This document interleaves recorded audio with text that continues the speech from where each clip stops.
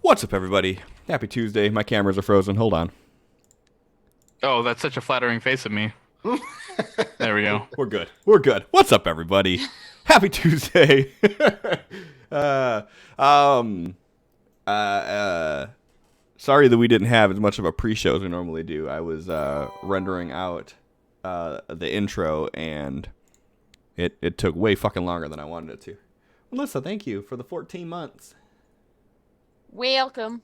Thank you. There we go. But if you did pop in enough time and see there's a new starting screen, and one of the new things with the starting screen is we have like merchandise now that I had a few people message me about, and then I was like, you know what, fuck it, there's no harm in doing it. You can't force anybody to do it.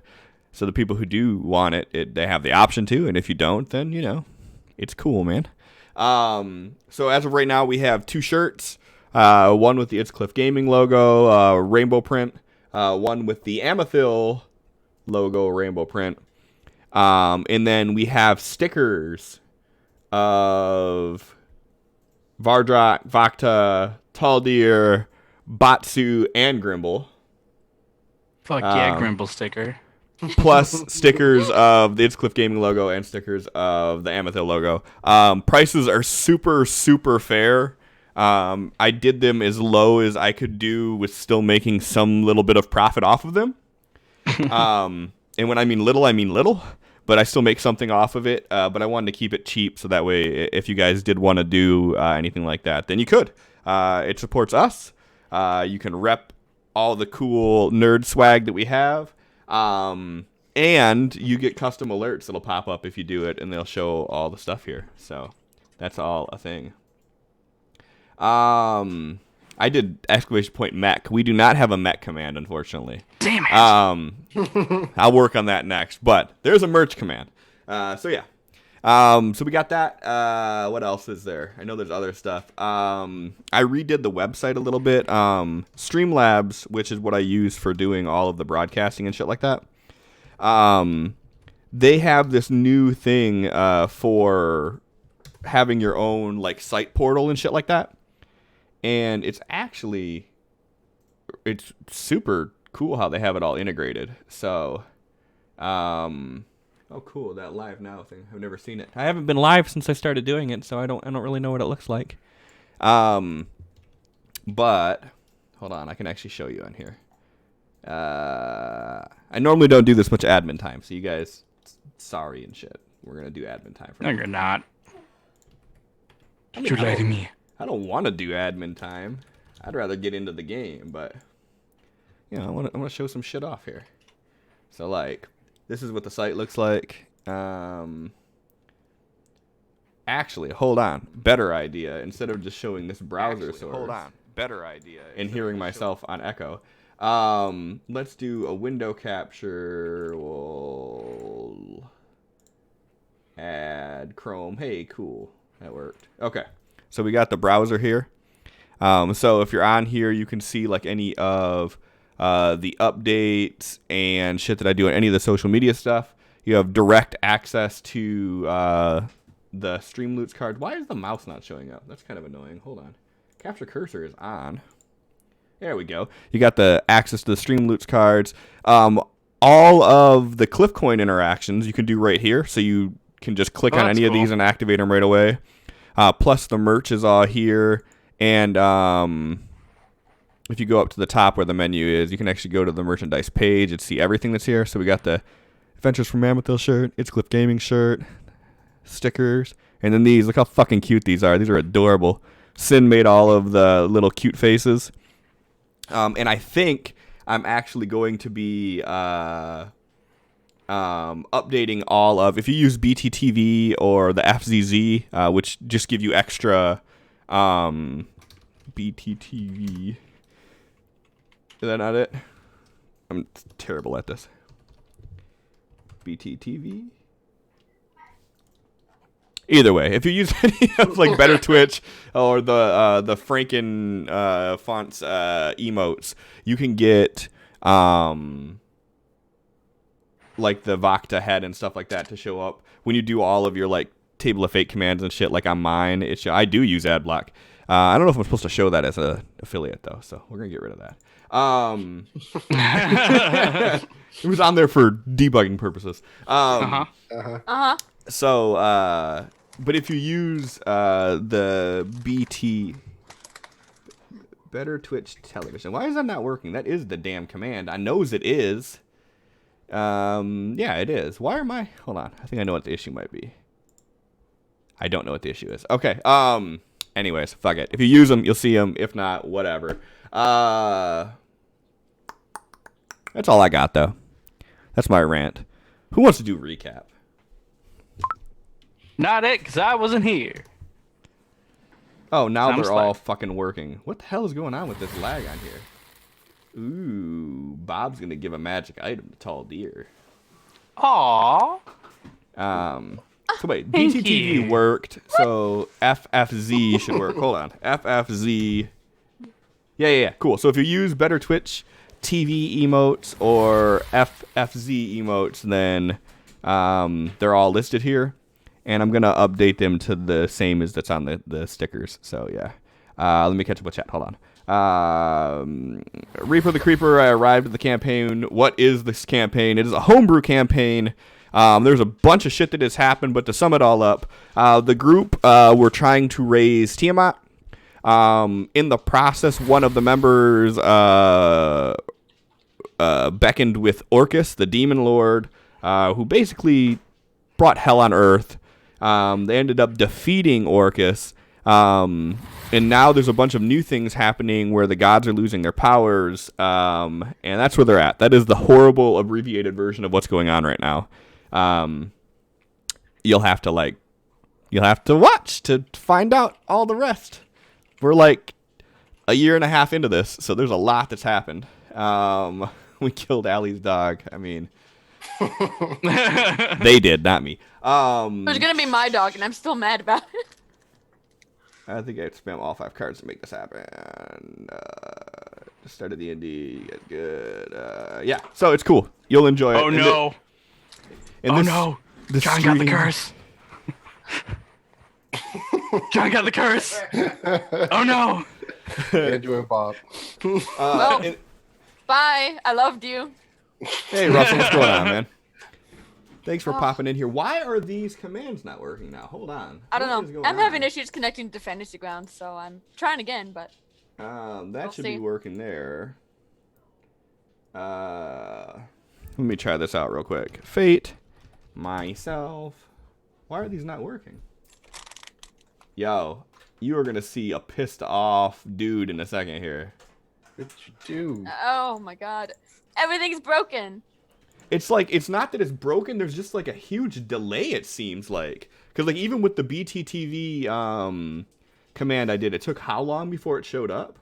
So everything's working, it's just not interacting with the overlays. So like the Table of Fate and shit didn't work like it's supposed to. Which makes me sad, because I busted my ass on that stuff. Okay, Fantasy Grounds won't let me log in because it says my username's already in use. What? Nice. I've been trying to get in for like 15 minutes. Hold on, let me see. Gold D20. Gold D20 is just a D20 that the chat can give the players that they can use to re-roll any of their D20 rolls. It's nice. It's useful. We like it. It is. It says Lissa connected, Lissa disconnected. Did you update? Kick her ass.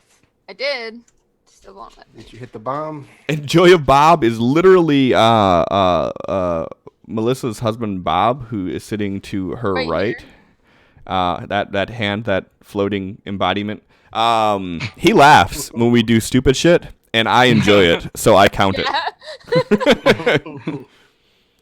More things to celebrate the interactivity of the stream and all that. So we like to do things. So whenever anybody does anything, I try to celebrate it the best that I can. With that being said, while we're working on fucking everything here, John or Melissa, you guys want to do recap? No. 62. Sounds like you, John. I guess so.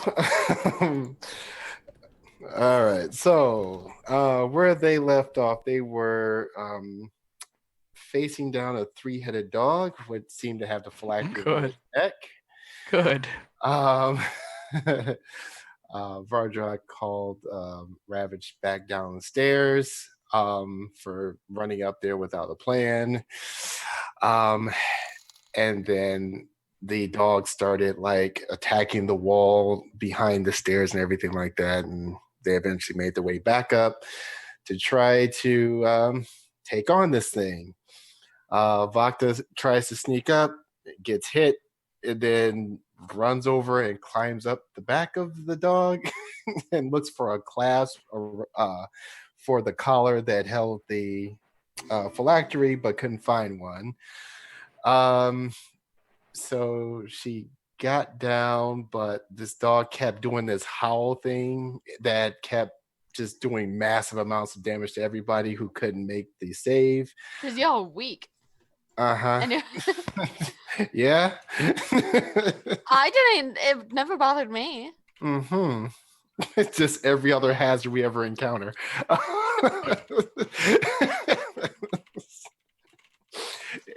Anyways. All right. This is how it's going to be tonight. So yeah, the fight didn't go so well. Everybody went down except Vakta, and so she pours a potion down Vardrak's throat, who then tells her just get the phylactery and run. She runs over, steals it, and starts running and starts dragging Rakar's body down the stairs. Vardrak hops up, grabs Ravage, starts running, and they began a chase that kind of went back and forth as it tried to force its way down the stairs, which it's too big for. And they, long story short, nearly made it out, but they all did, which left one other issue was that they had to get out of that room that was super duper cold while the entire building, the cave system that they were in, was collapsing due to what we assume was a last-ditch trap set off by the phylactery being taken from the dog. So the cave's falling in. They get to the room with the cold cylinder or whatnot, and there's just a wall of ice there. After exhausting all options of how they're going to get the hell out of there, Vardrak just says, okay, we're going to do it my way, and starts spewing fire at this wall of ice, melting it gradually. And then as soon as it broke through, he wraps the fire around the group and tells them to just run. So they all make it through. Rakar barely, thanks to a community event going in his favor. But they make it through, and they get outside and they trying to decide what to do next. But it was just like, you know what? Let's just get some rest and we will just head back home. Oh, and by the way, we got to see the dog come to the entranceway right before the entire thing collapses in on it and kills it, thanks to Vakta. You guys I are hate terrible, you. horrible. I hate you. Worst fantasy husband ever. So they started traveling, and as they were traveling, they realized that though everyone else felt refreshed when they woke up the next day, Ricard did not. He still had the wounds from the day before. He looked pale and sickly, very weak. And as they traveled, it just got worse and worse and worse. And he basically described it that he has felt death before, but this was worse. And when we got finally back to the kingdom, Vardrak kind of bolted directly for the temple to find that all the priests were suffering the same way that Rakar was. And to him, he's thinking that his worst fear has been realized, that in the list of dead gods, Tiamat might have finally joined them. So And yeah, that's where we left off. Thank you, sir. You got yourself a for it. And for the uninitiated, the numbers to the right of their names, the peepees, they're peepees. Those are player points. Quit talking about my peepees. It's their peepee. We one of the homebrew rules, we got rid of inspiration. So player points replace that. They get it just by showing up, and you can get an extra one for doing recap. And if you do something really cool and cinematic, you can get one that way too, or from the Table of Fate. And the players have options that they can do. So they can do things like re-rolling die, forcing me to re-roll a die, magical items, their ultimate ability. Each character has an ultimate ability, which is ridiculous. But that takes almost an entire cache of player points to do. So there's a lot of stuff they can do. And the world that I build is typically on deadly difficulty at all times. So they need extra things like that. But yeah. So with that being said, I don't think we have anything else to go over here. Oh, okay. Hold up. So Jake, that thing, that doesn't exist. That's something I have to manually do. Oh. Yeah, there's no there because they haven't released the API for Streamloots yet. That's not a thing. So, I will do that though, and we will make this work. So you did. Okay. I redeemed 1,000 for the 5 chests. Yeah. So this is real easy how we do this now. Ow. So now we go boop, boop, boop. Ow. That hurt. Next on, and then we do boop, and then we do that, and then boom. Now you has them. Cool. So with all of this craziness out of the way, let's see if the intro is gonna work on tonight's episode of Adventures from Amethil.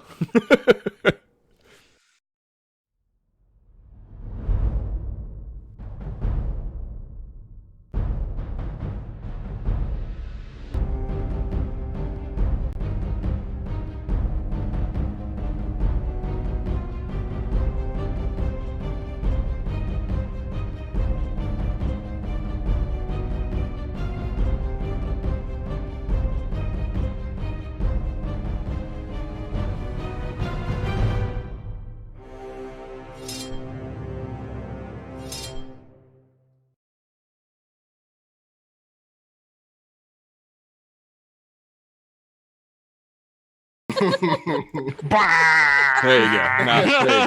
There you go. So yeah. So you guys are Vardrak, Vakta.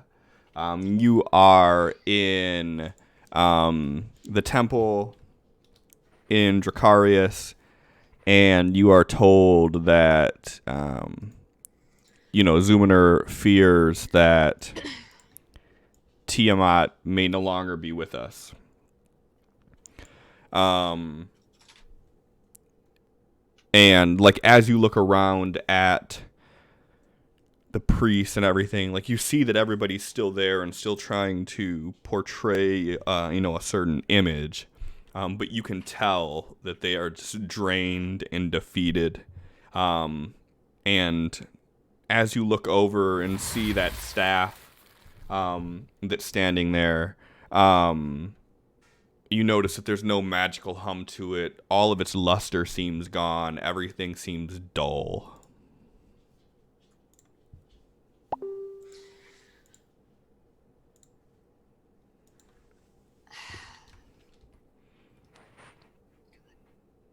When we had spoken about this being a potential outcome, have there been any preparations made?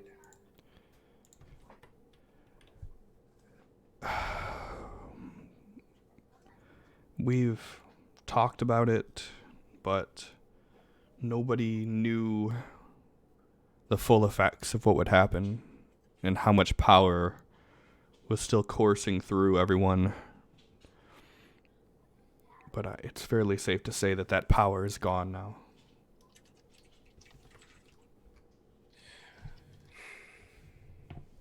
Do we still have enough people with non-magical healing available for the sick when needed? We're doing the best that we can with it. Luckily, we haven't had any major outbreaks or any kind of major setbacks since this has happened, but we're making do with what we have. Fantasy Grounds booted me. I have to get back in. Stop doing that. I don't know what happened.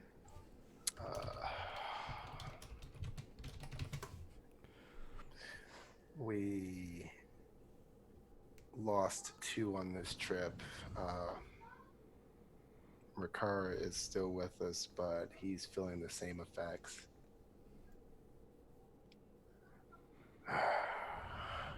We lost Batsu. We tried to retrieve him and couldn't.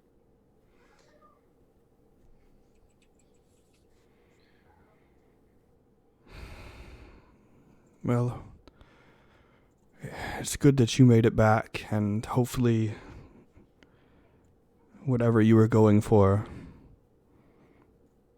is going to serve us.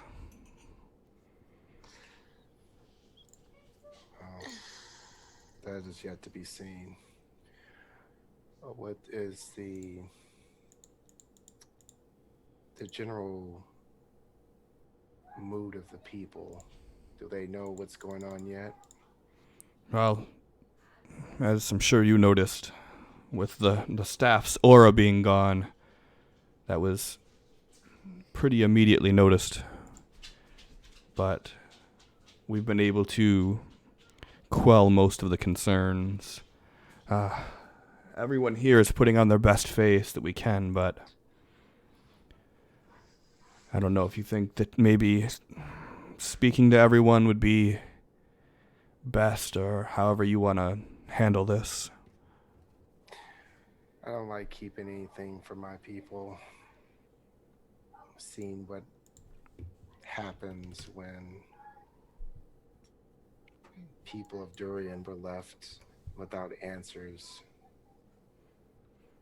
I don't want the same to happen here. I understand.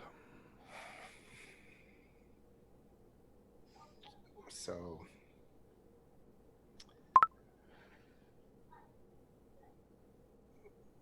we should sound the bell and get everybody together, and I guess better now than never. I'm going to go speak with Megami before that happens. She deserves to know what's going on before it's announced to the populace. Yeah, it'll take a while for everyone to gather anyway, so I'll help Ricard in here with the rest of the priests so he can get some rest, and then I will follow you. Vakto's already walking away.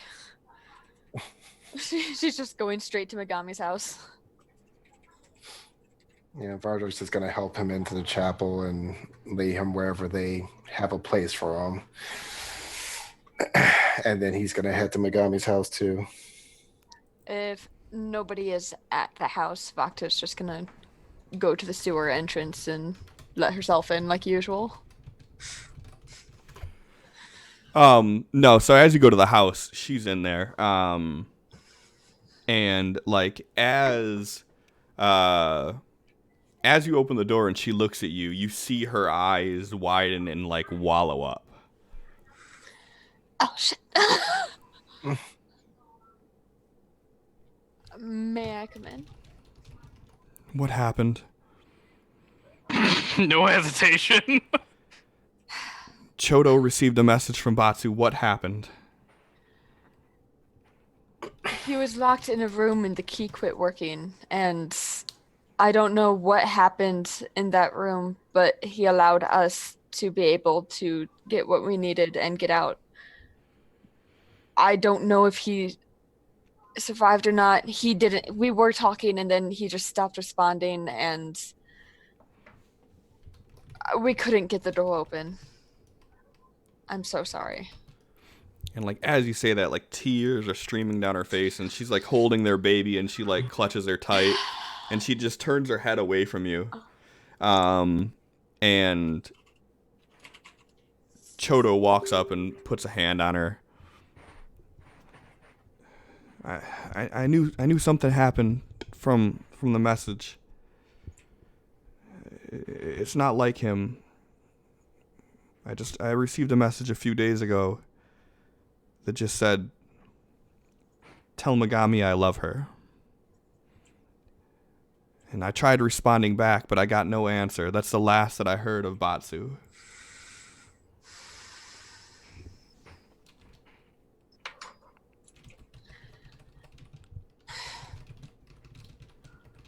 Obviously, we're going to do everything we can to, make sure you guys are stable, because we lost him because of something that we had to do. So, I don't know, if you guys ever need anything, don't hesitate to ask. I mean, you maybe hesitate to ask Vardrock because you know how he is, but you can always come to me and I'll make sure things are always taken care of. Wow, what me? And like as you say that, Megami just like turns and looks at you, and she just has this her normally cheerful face is just bitter with mixed emotions, and you can see the contempt in her eyes, and she just looks directly in your eyes and then just turns around and walks away. Fucking cold.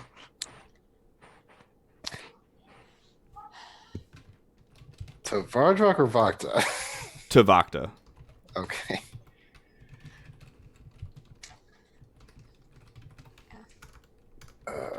Vardrock leans over to Chodo. Batsu was a great man. He stood by us no matter what, no matter the odds. He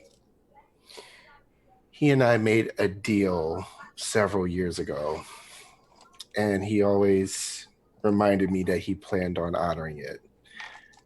So in his name, I will make a new arrangement, being that he is gone and I am still here. Whatever you and your people need, you come to us. This is still your home. And no one's going to take that away from you.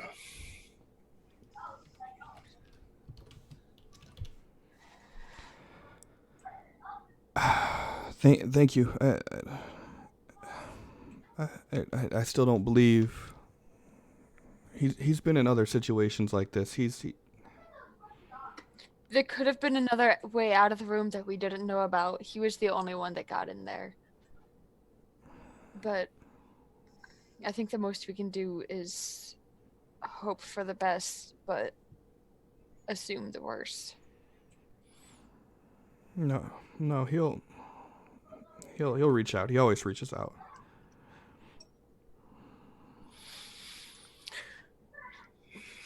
Then you let me know if he does, please. He nods and he's wiping a tear off his cheek, trying to hold back the emotions the best that he can. I'm gonna go check on Megami. Yeah. And as he clears the room, you're standing in this open house that normally has like this warm feel to it, and you just feel nothing but the cold and emptiness that's left. Yeah, Vakta's just gonna walk out and close the door behind her and Vardrock. I'm not gonna intrude anymore.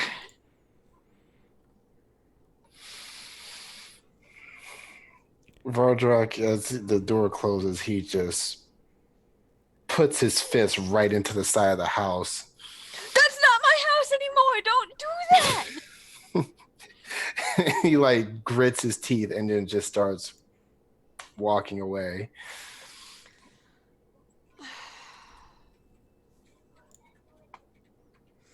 It's just gonna get worse having to tell the rest of the town from here.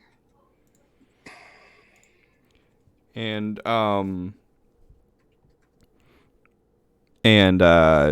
you guys start hearing the commotion building up, which you assume is, the town gathering and whatnot. And after you gather your bearings for a moment, you realize that the commotion is coming from south of Megami's house, not towards the church where everybody should be meeting up at. Don't do what I think you're gonna do. Bacta's turning on her heel without saying anything and going that direction. You follow the sound, which leads you to one of the farming plots where everybody is gathered around. Don't do what I think you're gonna do. Oh, I know exactly what's happening now. Great. We're farmers. Where there is... Is there another crater? There's a crater with this... Fucking called it. With this ASMR standing inside of it.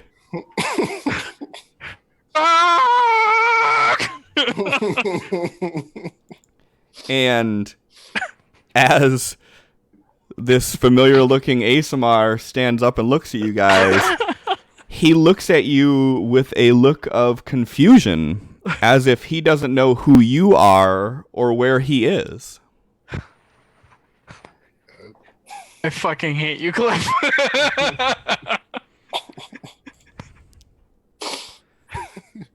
Great. Please tell me Ravage is nowhere near me this time. No, Ravage is the first one to get to you, clearly. He is standing right behind the two of them. Bacta's just gonna walk up to Taldir and be like, "What happened?" What do you mean, what happened? Where am I? Who are you? Did you hit your head on the way down? He just looks back and gestures at the crater broadly. Yes, this is the second time you've landed in this field now. I have to apologize and pay the farmer again. He looks the other direction and sees the other crater that's still kind of barely filled in. What? And Ravage goes, "Oh, I know this. Then he asks for water, and you give him water." Yeah, that happened. Taldir was water. Then after he drink water, he insults you, and then I slam to the ground. No. What? What? No, let's not do that. What? Let's not do that.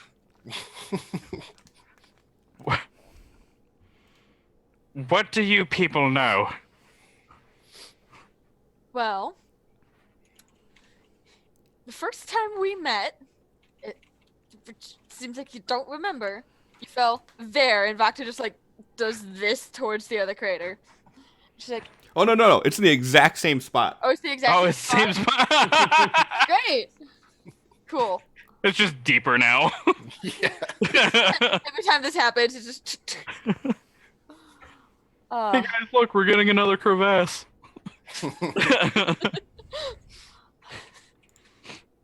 Cool, another Trader's Trust.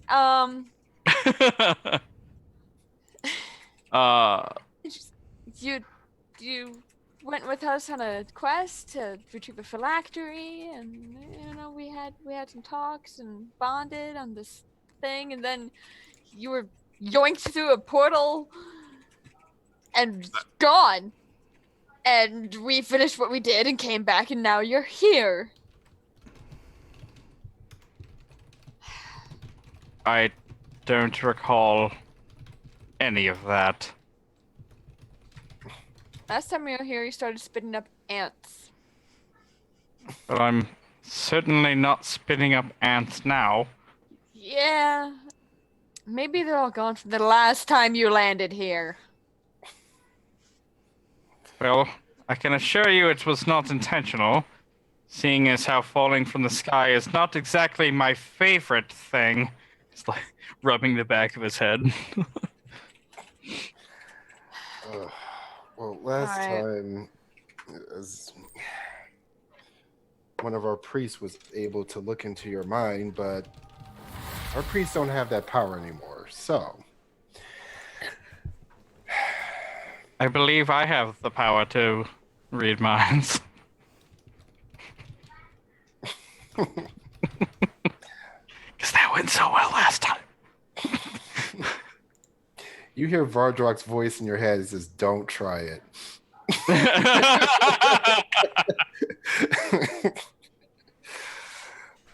Now, we have other matters to tend to right now. The last time you did this, you agreed that you would stick with us because we had a previous issue with some winged creatures coming down and threatening the town. That is still fresh on people's minds. So we're gonna need you to not go flying around with your wings and keep calm. Stay with us. And until you get your memories back, probably best not to say anything until we're done with this meeting. He like looks around. He's like, And like as you're looking around at this point, like everybody is like there's like a small pocket of people that are gathered around just staring at you with this look like again. Again. Oh, look, it's Monday and Dracarius. Is the farmer among them? This farmer at this point, I'm sure he's just given up. he just like time this happened in his field, and I'm gonna pay him for it. I don't remember how much. I can just imagine him like sitting in his cottage, just like trying to eat food. He hears the crash outside, just keeps eating. and just keeps eating. just picks up a bottle. Just 8 in the morning. It's like Vactor just hands him a bottle. Where'd you get that? I don't know. Just looks around and goes, well, like, I suppose I don't have much of a choice now, do I? Nope. Come on. Okay. So I just need you to stand behind us and don't try and cast anything. I cannot stress that enough.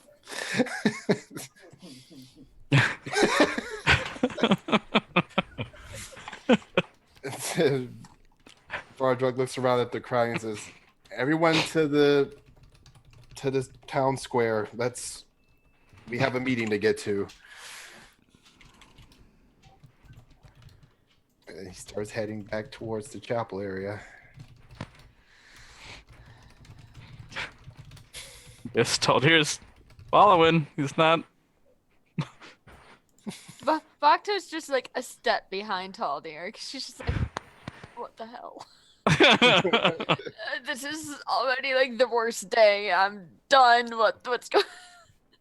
And now he's back. Yeah, so as you guys start making your way, you're hearing the bells toll, and by the time you make it across the town, everybody is gathered around by the church. And once Zoomer sees you walking through the crowd, he stops ringing the bell. Are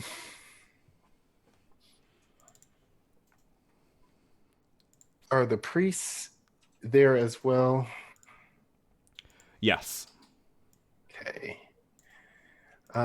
He is going to stop and speak with them real quick before anything. Okay.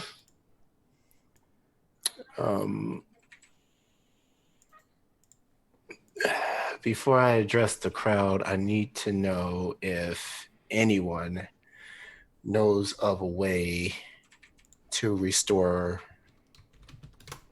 power like you were getting from Tiamat.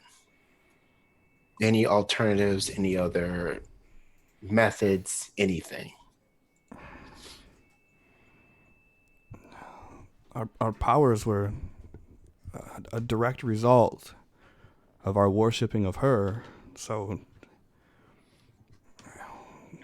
we could find another god that was willing to give us powers.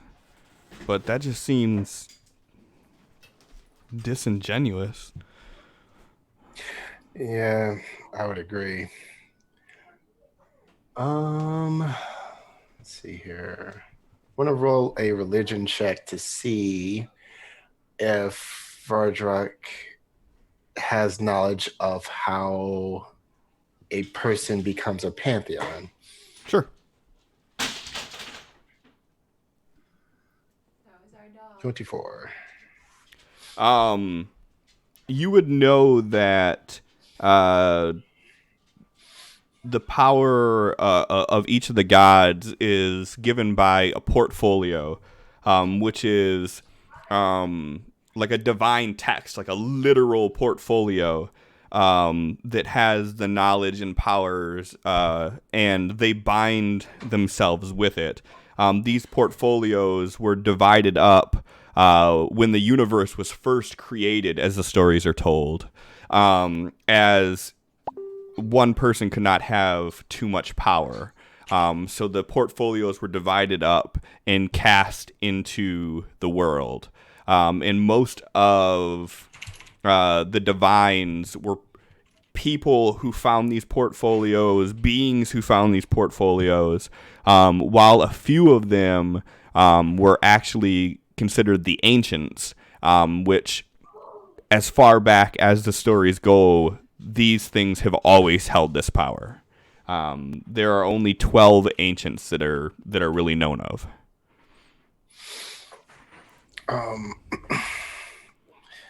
The jackal was able to amass enough power to grant some of his gifts to Atsu. And I believe he did at least one before that as well. Is there any even remote way that might be possible to do? None that I know of.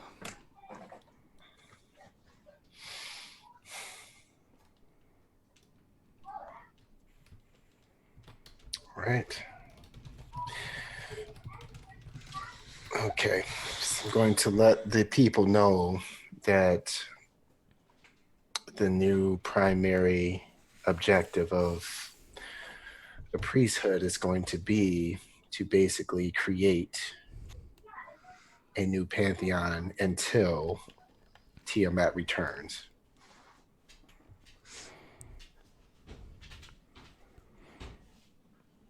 And we're gonna like Zuminer's looking at you like, I know, but I've seen it be possible. Someone who was once a man, put on an artifact, gained knowledge, and amassed great power. I have to believe that's possible again. We have to give some form of hope when we have no idea what's going on in the heavens. well, whatever you want to do, we're behind you.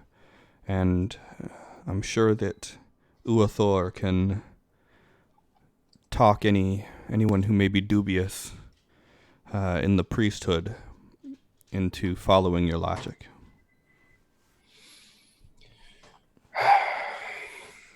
All right. Well, let's see how this is going to work. He turns to Vaktas. Is there anything that you want to say before I speak? But you just did. I think Well, it's to the people. I think this is actually a situation that you are better suited for, my king. All right. He like straightens up and steps in front of everyone. And just as you're about to say something, you hear this eruption from behind you. And standing there is the jackal.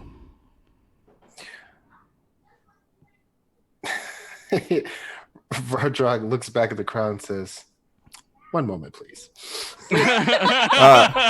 And the jackal, looking towards all of the grouping of people, says, "Residents of Dracarius, I regret to inform you that Tiamat is dead." Oh, you asshole. And like everybody collectively is just gasping. Vardrog holds up a hand to like kind of like silence the crowd, and he's like, "Tell me what you know."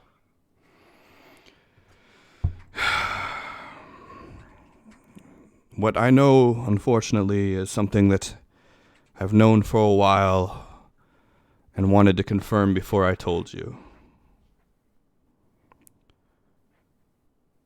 Ever since Orcus gained powers, one of the ways that he was able to free himself from the abyss was by imprisoning Tiamat.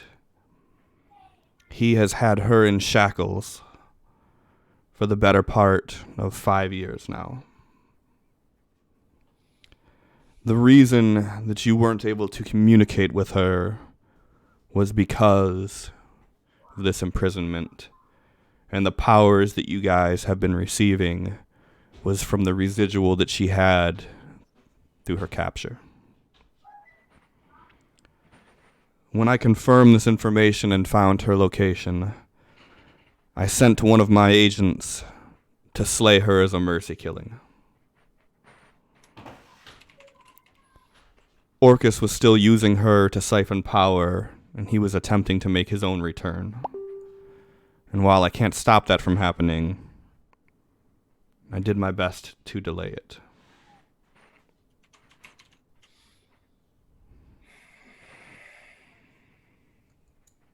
Vardrog turns back to looks at Vakta and sends a message. Says, "Is he speaking the truth?" I'm gonna roll perception to see if I can figure that. That Don't. wouldn't be perception, would it? What I think it is to counter deception. He doesn't appear to be bluffing at all, no. Although you can't really read a man that's wearing a fucking golden mask, Yeah, but that's, you know. that's what it is. Body language. I don't know. She just kind of looks his way and just nods slightly. He looks back at the jackal. Is there any chance she can return? She cannot. Her vessel was destroyed long ago, and all that was left was her spirit. What I did was put her spirit to rest.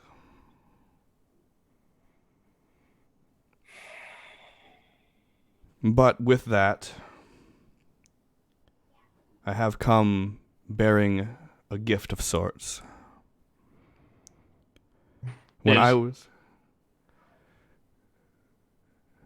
When I rested her spirit, I was able to gain her portfolio over the chromatic dragons. And I could think of no better and more qualified candidate for this portfolio. And as he says that, he kind of points to the side, and this portal opens next to him. And a very familiar looking figure steps out from this portal. Hi, guys. It certainly has been a while. I'm glad Who you're is- okay. Vakta just rushes over and hugs Reina. Just like she doesn't say a damn thing. Yes, all the hug squishes. Who God, you're alive. who is this? Oh my God, you're really strong. Vardrug is just standing there like, looks like he's seen a ghost. He's just not saying anything. He's actually speechless, if you can believe it. I have trouble believing that. I've missed you, my murderous adoptive parents. I am very confused. What is going on? Vakta like steps back and she's just like, Talir, this is Reina. She's my kid. You You guys, have a child? you Kinda. found another pretty guy for your party. Is he like a Siri replacement? Because I'm sorry. I'm Reina. Nice to meet you. Hello. And more baffling is the fact that Reina is a dwarf, with Vakta describing her as her kid.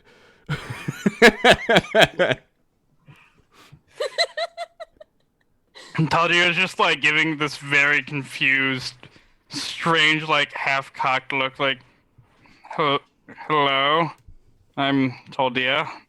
She holds out her Hello. hand. Hi. Do you shake hands? Is that a thing you do? I don't want to offend you if that's not something you do. Pleasure, and he holds out a hand. And her Hi. grip is stronger than you expect. Way stronger than you expect. What? I mean, I suppose leave it to a pair of tieflings to, but a dwarf. Okay. Never mind. I've been a devout priestess for Tiamat for most of my life. And I know that she's gone now. And we have a lot of really big decisions to make, I guess. I think more baffling is the fact that Vakta's only like 31. So, yes, here's my full-grown child dwarf. Yeah, It's a fantasy world. Shit happens. chronologically. Just younger in dwarf years.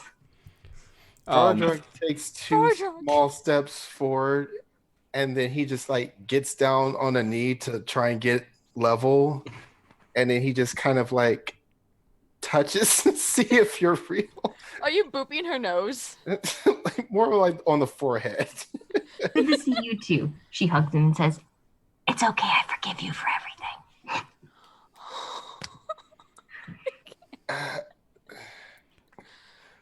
He like stands up and turns back to the ground. Everyone, I would like you to meet your princess Reina. What? No. That's not the right term. The correct term is, she turns to the jackal. What's the correct term? Well, the correct term would be goddess. Reina is fine for now. I think the best part of this whole situation is I think Jake is more confused than Taldir is. So all of the episodes are up on YouTube. Yeah. So you can actually go back and Yeah, because I have 12 years to go back and watch YouTube videos for. I promise one of these days I will make a summary video of season 1. I'll do it, I promise. So, to catch everybody, including Jacob, so Reina was, I don't know if you can say the original party, but she was damn near close. When we first started off doing this, when the adventure was underway, Reina was there, and she was with us for like almost a year, I think. Many adventures had been had with Reina there. So Reina was an integral part of the party. And before the whole big Orcus crisis happened, is when they had sort of a split. Her and Vardrak had a difference in opinions of how things should be done. And there was a bit of a rift. They went their separate ways. And this is the first time, canonically speaking, in-game speaking, this is the first time in 3.5 years that they've seen each other. I thought we had a 5-year terms. Was it 5? I thought it was 3. I thought it was 5. However many years we had a time skip, it was that many years since they've seen each other. Plus a half. Wow. 5.5, 3.5, something like that. There was the 3-year jump from when they went to go get the life cutter, and then another 5 years after Orcus's death. Oh no shit! So it's been almost 10 years since they've seen each other. Yeah. There's been a lot of stuff that's happened. Evidently. Yeah. So that is the shitty 2-cent recap of a year's worth of gaming. All right. So, goddess Princess Reina? Where's Bolivar? Oh, he's off exploring. He visits the temple every once in a while, but he had some giant business to deal with. I don't know. They weren't drinking buddies, but it was a retreat in the wilderness. He'll be back sometime. But yeah, I'm learning a lot. I have a long road ahead of me, but I guess that ever since you guys wiped out the cult of Ashenvale, it was really great PR to start working on spreading the news of Tiamat and the Chromatic Dragon. And what do you know? Those bake sales were actually pretty effective. And Vactor just looks over at Bardrak and is like, I told you so. people really like cookies, especially when they're starving under the thumbs of, bad government. So also the gladiatorial demonstrations I proposed on the rogue cultists, totally a hit. People began to accept the word of our goddess again. And even though she's gone now, I think there's a lot of room for us to grow.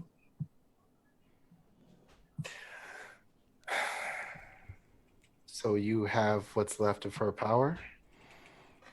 Oh, it's just a few embers right now, but I think it'll take me a while before I can actually do much with it.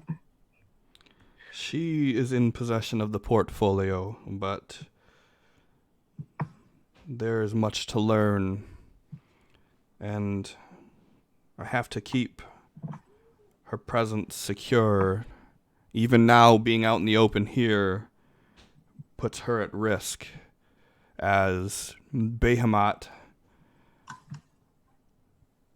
would love to have this portfolio, not to mention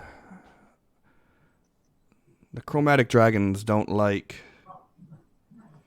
a non-dragonkin having this portfolio. But they, as a species, have grown of greed and yearn more for power than they do for serving their people. Which is why I knew that Reina would be the choice for this. I do want to serve, and he did tell me that when he first offered that power should go to someone who didn't want it. And I guess that makes me an ideal candidate, yay.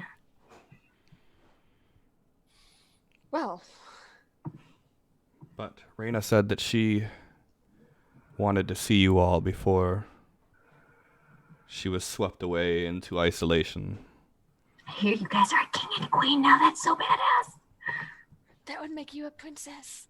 That's true. No, yeah. Those thoughts just connected in my head. Vactor's just got like happy tears running down her face, which is I don't think something that's ever happened that Vardrak would have seen before. Gives you hugs again. Vardrak looks at Jackal. Do we have some time before she has to go? Not much.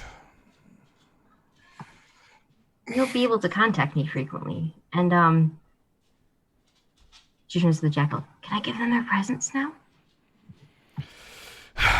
She made badges for you that she wishes to present. But I'm goddess. There are going to be so many badges, guys, you don't even know. Temples, walls of badges. Awesome I can't wait to earn every badge. You guys, I got some good ones for you. So she pulls off her little backpack. She reaches in. She says, "Okay, Vakta. This is what I made for you, and it's called the I didn't dislocate my shoulder this time badge." And and it's like a little metal pin that looks like Vakta holding a bow and arrow and wincing a bit. And She hands it to you. So if you make like a successful stab, then it gives you a bit of a reflex boost, and then you'll be able to make another shot with your bow almost immediately afterward. Or vice versa. Like if you line up a really good shot, you'll be able to just twist and stab. So yeah, right as you don't dislocate anything. And if you do, I feel kind of bad I haven't been around to heal you guys as much. So Vardrock, I have one for you. It's one, and it's a little picture of Vardrock, and his head's on fire, and it says, this is the I'm learning to control my destructive impulses badge. For you. And it gives you an extra charge of your lay on hands every day. And I hope it's of some use and that you make good use of it. So for clarity on these, for Melissa, if you successfully make an attack with a ranged, as a bonus action, you can do a melee attack, or vice versa. But you can only do your sneak attack once. Don't try being sneaky about the sneak attacks. And for Vardrock, it adds an extra +5 to your lay on hands. So you can do whatever, like your level ×5. Well, now it's your level ×5 +5. Vardrock like puts his arms behind his back, like stands up straight and like waits for her to pin it on him. He does. He only takes it like right above his waist because she's small. he's like you see his eyes welling up a little bit, and he just kind of like sucks it in. He's controlling his destructive impulses, isn't he? He better be. You tell me if he's not, Octa. I will absolutely let you know. I've done good. You have done great. As you say that, you cough and spit up 20 pieces of gold. Wait, which one of us? Vardrock. Vardrock? Okay. he like picks up, not now. He like just kind of What just happened? I'm gonna die. I'll die later. I don't have time right now. That does not mean you're gonna die. I would have died a while ago. Rena puts a hand on him and she's like, what is wrong? Can I fix you? Should I fix you? I don't know. Every time someone spits up coins, they die, but death has not taken me yet. Cliff, what would Rena notice? That he's an idiot.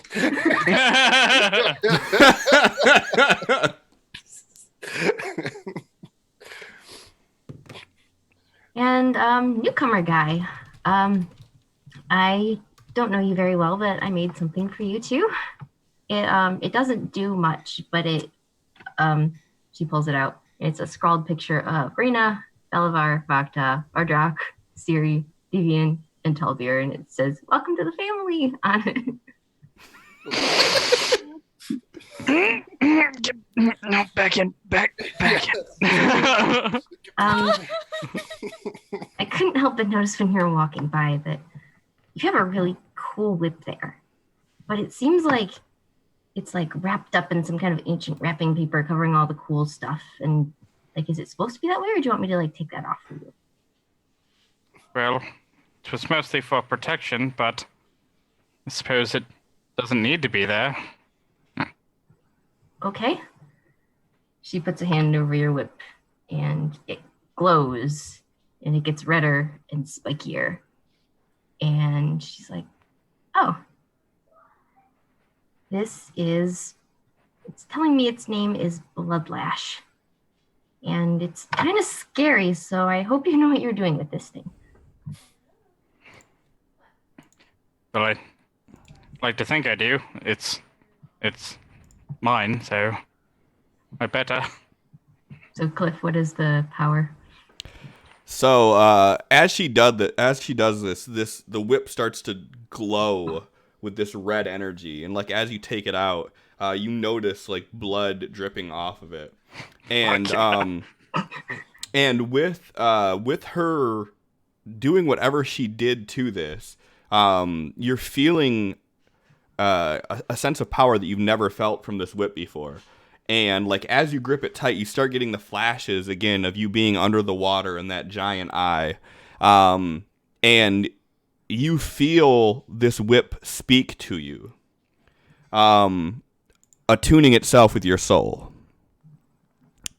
And in so of doing it, you also realize that you can do cool things like blood siphon. When you hit somebody, they have to make a DC 15 Constitution saving throw, or their life is siphoned and they become restrained. And you can also use blood boil to charge it up and do damage to yourself, and then that extra damage you do to yourself will be echoed onto your next attack. Was it pretty much the same thing that Batsu had, only in whip form? It's pretty much the same thing I have, but in whip form. It is. And if you look at the weapons, aesthetically, they look very similar as well. How convenient plot device. I just it looks good with you, so protect them well. They're good people. Even if Vardrock does dumb things sometimes. They're still good people. Well, thank you. I have established that was in Sirion's own doing, not mine. Okay. But like just hold your hands up. People. He has been a very good king. Okay. Well, I will take your word for it. She sticks her tongue out of our I bet you're a very good queen. Like, excuse me. He points to the building way over across the kingdom. Says, "See that building?" And he points to the sign that says Reina School of Magic. Like, that was my doing. Oh, That was. He surprised me with that. This is the coolest thing ever. And then he points over to the section where all of the students are standing from that school, and he says, "All of you, present your sashes." And they all whip out these sashes with badges on them for everything they've accomplished in the school. We're all so accomplished. So, I am a good king. You are a great king. He just kind of turns away. Stop pouting. No. He does this a lot now. What else has changed? It's only been 10 years. Well, Vivian's no longer with us. We found Batsu, and Batsu's no longer with us. Cough, cough, Grimble. Cough, cough. Grimble was a dwarf that was with us for a while. Then he was murdered. You know? Just so nonchalant. I imagine as she says that, she's trying very hard not to look at Teldir. There was Ukto still works at the temple. She's Oh, well, that's around. good to hear at least. Sad that we've had to return so many to the cycle already. It's been a very long and dangerous couple of years. The jackal they served their purpose. What's their purpose now? Their purpose now is to transcend their mortal forms. Well, I mean, what is this group's purpose? Where are you guys? What are you doing next? Trying to fix a problem with the capital. The Queen of Durian has found herself in a bit of trouble since it seems her god is no longer communicating with her either. He looks over at the jackal and says, "I'm assuming you know something about that."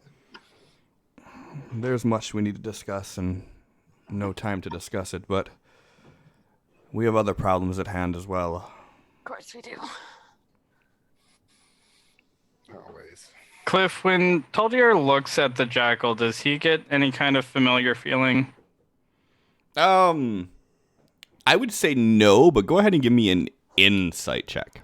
Okay.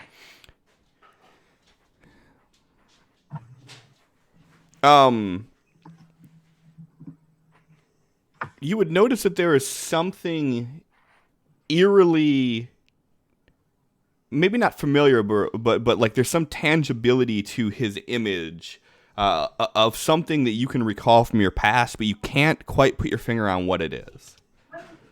Okay. And the jackal continues, "As I told Batsu, there is a blood war that is waging Due to the cataclysms from Orcus, one of the ancients has been released from his prison.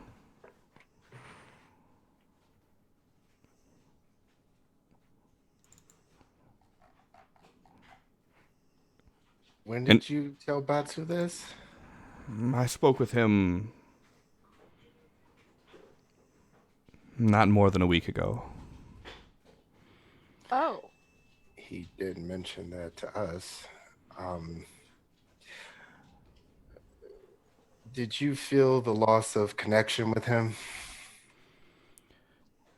Yes, I know what happened.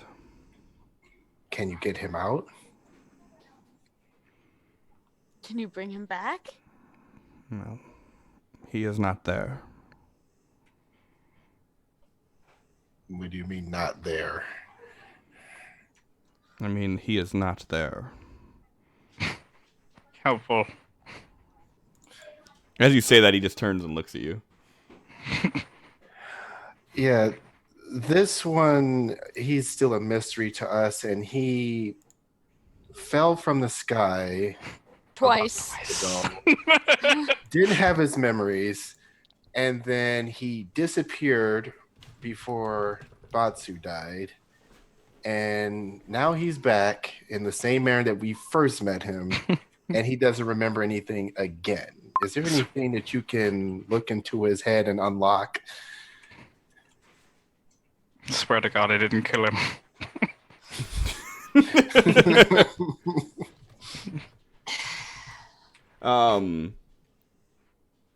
He just turns and looks, and he's like, well, when you all found those treasures, I could sense the great old one on them. And this one, he reeks of him. I'm not sure why he's here, but him being here is no accident. That's helpful. I mean, if anything, you're giving us reasons why we should either banish or kill him right now. Fuck off. What you all do with him is of none of my concern. I don't sense treachery on his soul, but the plans that I have made do not include him, so do what you wish. Fuck this group, I'm out. I'm done.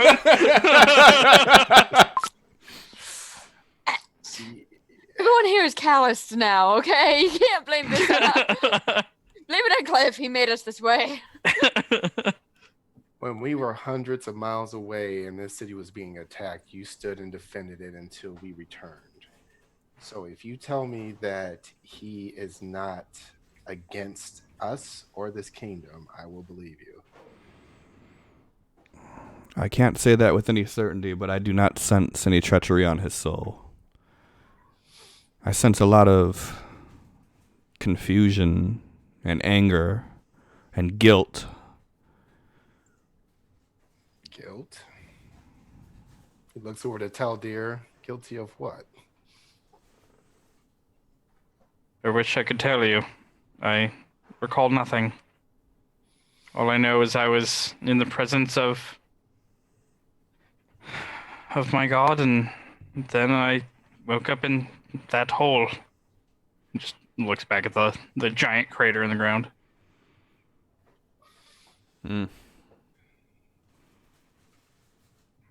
That makes more sense. Makes more sense how. Well, I'm just like looking at the jackal. I assume with your ASMR heritage that you must be of some divine bloodline, and when that bloodline was severed, the great old one seized the opportunity to claim you as one of his. What do you mean when the bloodline was severed? He just gets this really intense glare at the jackal. Well, for the greater part of 2 years now, I have been on a crusade of sorts of bringing balance to the current pantheons. The gods have grown lazy and comfortable with their power. So I'm redistributing that power. Taldir just kind of like drops his head for a second, and he's like, I don't understand. What gods? All of them. And he just gets this like stark look in his eye as like things are starting to click.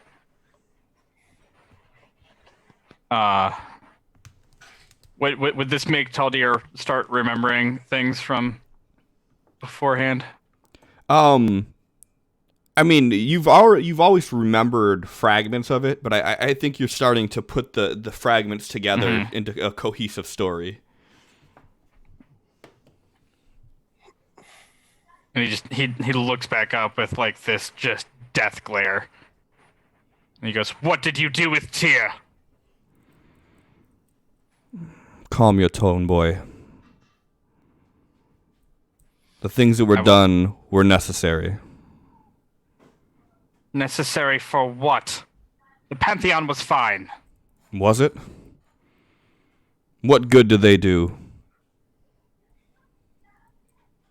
They watched over the peoples of this entire earth. What do you mean? What good did they do? They watched over them?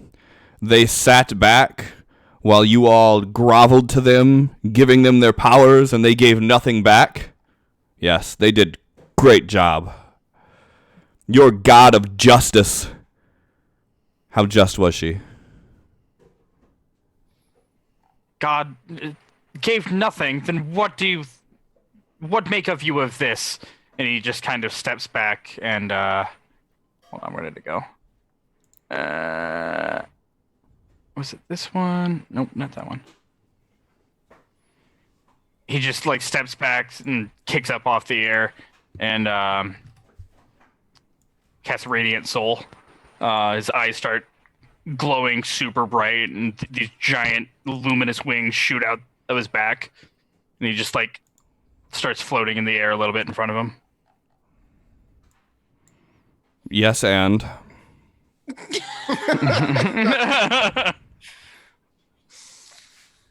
They bestowed gifts on those who made themselves worthy. How dare you stand there and tell me my god was nothing? And he kind of gestures at Vakta's tail. So I'm assuming that her god must have given her this toy as well, then. You attribute your physical features to a gift that your god gave you?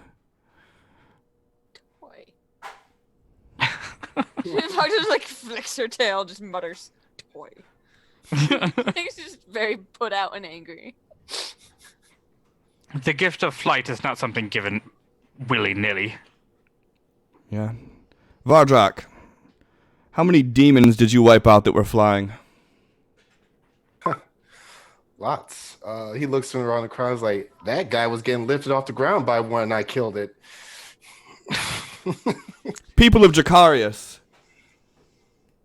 when the angels were attacking the city, did you feel that their god was just?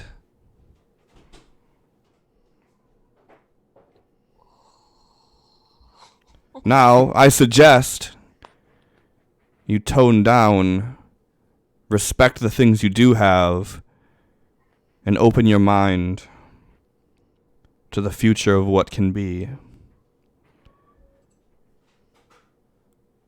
There are a few exceptions, such as Reyna here, but these portfolios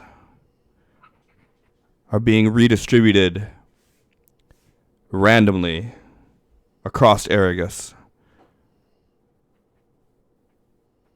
Whoever can claim them and master their powers will be the new god.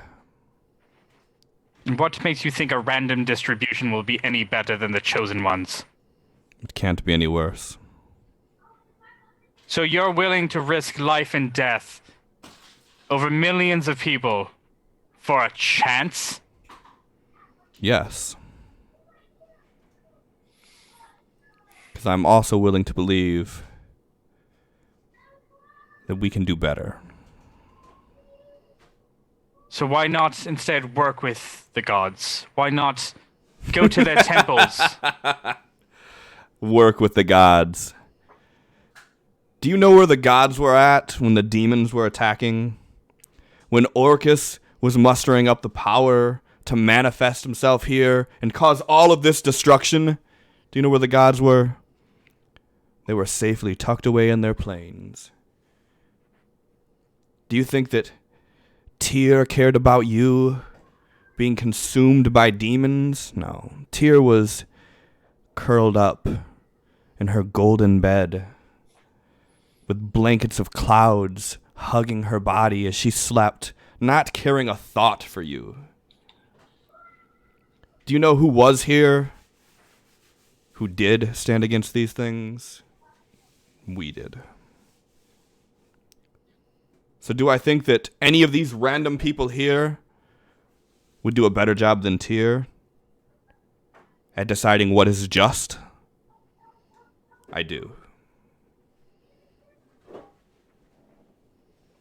Vardux is kind of looking like he's kind of have some good points there. Now, if you are so adamant, feel free to find Tyr's portfolio and claim it for your own. You can reinstate the old ways. You can teach what she taught, say what she said. You can even name yourself Tyr and pretend nothing ever happened. If you are strong enough to hold that portfolio.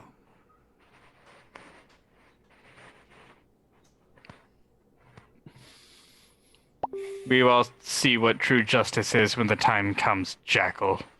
And with that, like, he dismisses his wings and floats down to the ground, just still staring straight at him.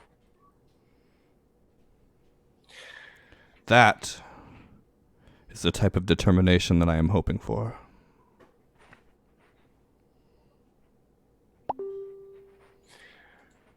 Jackal, you said that you were wiping out all the gods, but Tiamat was a mercy killing. Yes. If she wasn't in prison, where is she going to be on your list too? She would have. Tiamat was not on the high priority list. My focus has been on the main pantheons, the quote-unquote elder gods. But I would have made my way down the list. Her, Beumat, Gavasil, all three of the portfolios of Dragon, they still will be redistributed.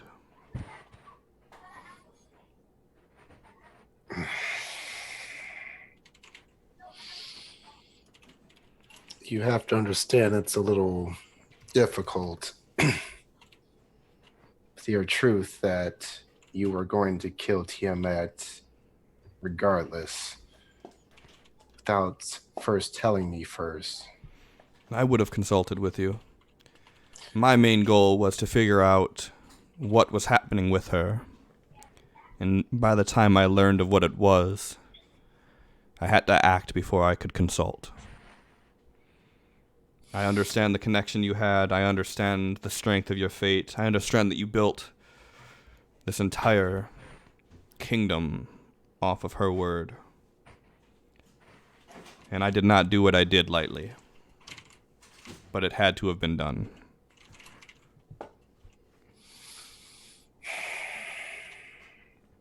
At the same time, I'm very conflicted because you then bring me back my Reina and is giving her that portfolio. Which, as I said, is something that I put thought into before I did. I've held on to this portfolio now for a few days before I reached out. But again, there is much danger here. The dragons are restless. The other gods are restless. Behemoth would sacrifice every one of his priests to have what she has. So I would have to think that even though he would be considered lower tier, as you stated that Tiamat is, Behemoth would be on your list as well, would he not? He is. Wouldn't taking care of him sooner than later ensure her safety? If it were that easy, it would already be done. It's not like killing any random person on the street. To kill a god, there's a lot of energy required. Destroying the vessel is one thing, but destroying the spirit is another. And to gain the portfolio, both need to be destroyed. Behemoth is stronger than Tiamat was in her previous state. The fact that she allowed herself to be captured speaks towards that.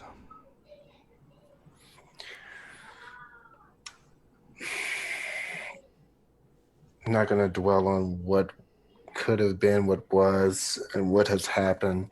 I just need to know where to guide everyone. How can we help Reina, and how can we get her as strong as possible, as fast as possible?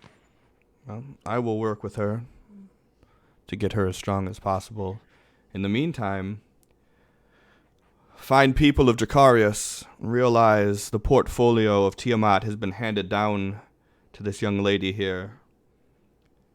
And if you continue your worship, you will continue to give her strength, and she will be able to continue to provide and protect for this town as Tiamat did. That's the hope. I only look forward at this point. Even if the odds are a little bit against us at this point. They always have been. And they always will be. And you guys always come through, king and queen.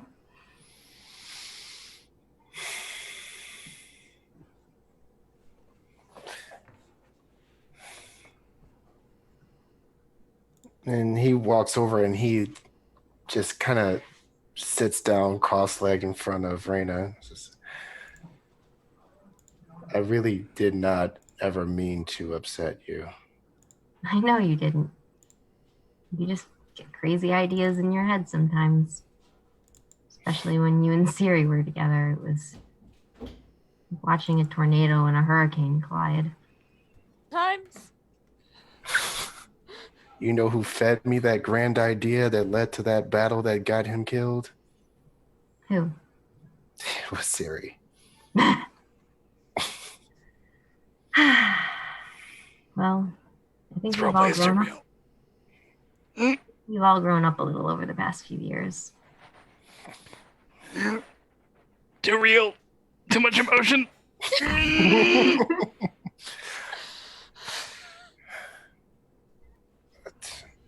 I will do all that I can for you, and you always have a place here. That huge castle back there is your home too. I'll have to make time to visit once in a while if I have breaks in my training, of course. Oh, and also, those badges I gave you, they'll let you reach out to me if you need me. Okay. Even if you just want to talk or have a stupid session of truth or dare in a random wayside inn. Those were the best. It was the best. Just remember that. Isn't that here? Yes. That was here. Just remember that that bartender. she is a goddess now. And bringing herself onto the material plane puts her and everyone else in danger. I know. Yeah. Never mind what he says. Don't you let anybody tell you not to visit your mother and father. You hear me?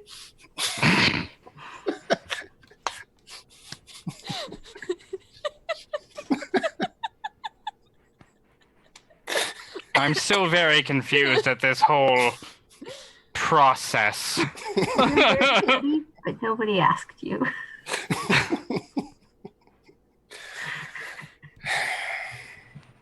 Guess you have to go now, huh? Yeah, I guess I better get back to it. Before I go, though, I wanted to put the city back under protection. I know they've been vulnerable ever since Tiamat left and came back in a way.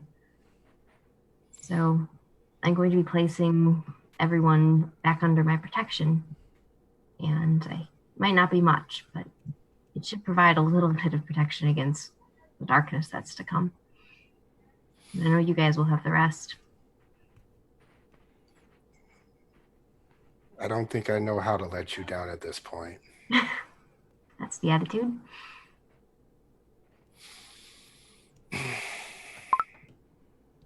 All right, Jackal. You take care of her.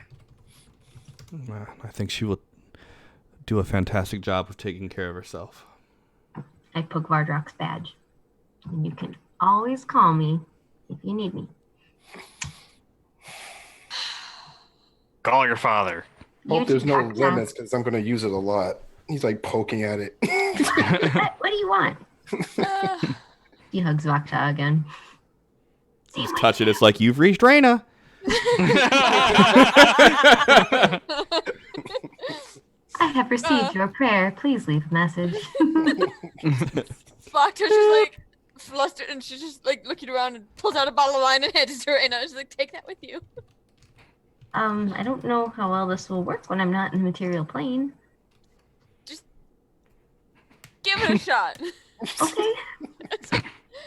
Taldir looks over like, where the fuck did that bottle come from? I haven't let it all over the kingdom. You can't find all of them.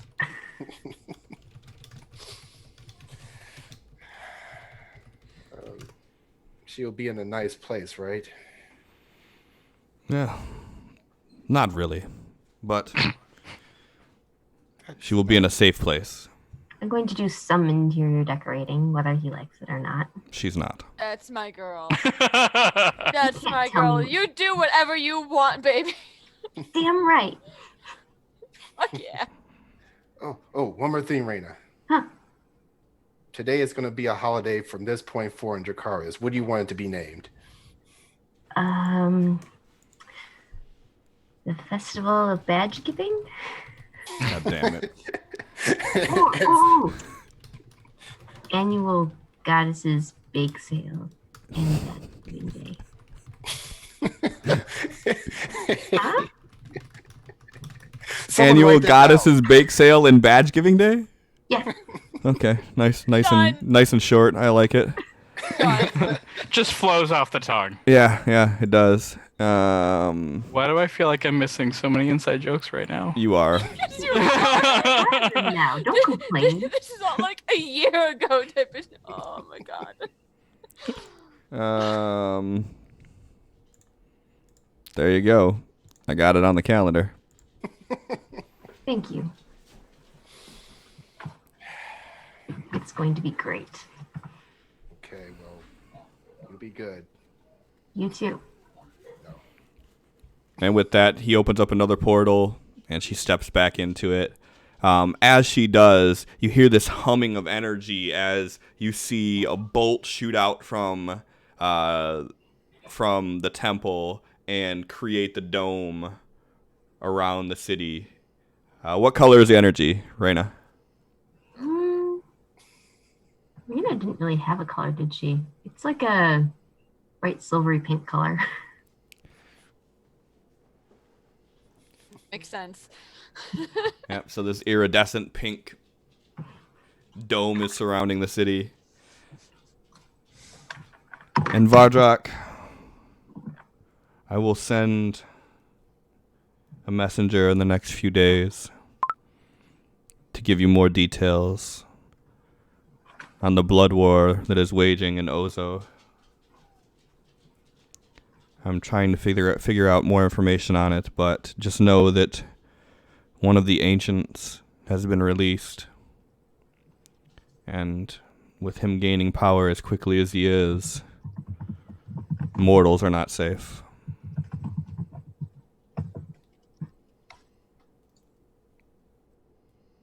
You're muted, John.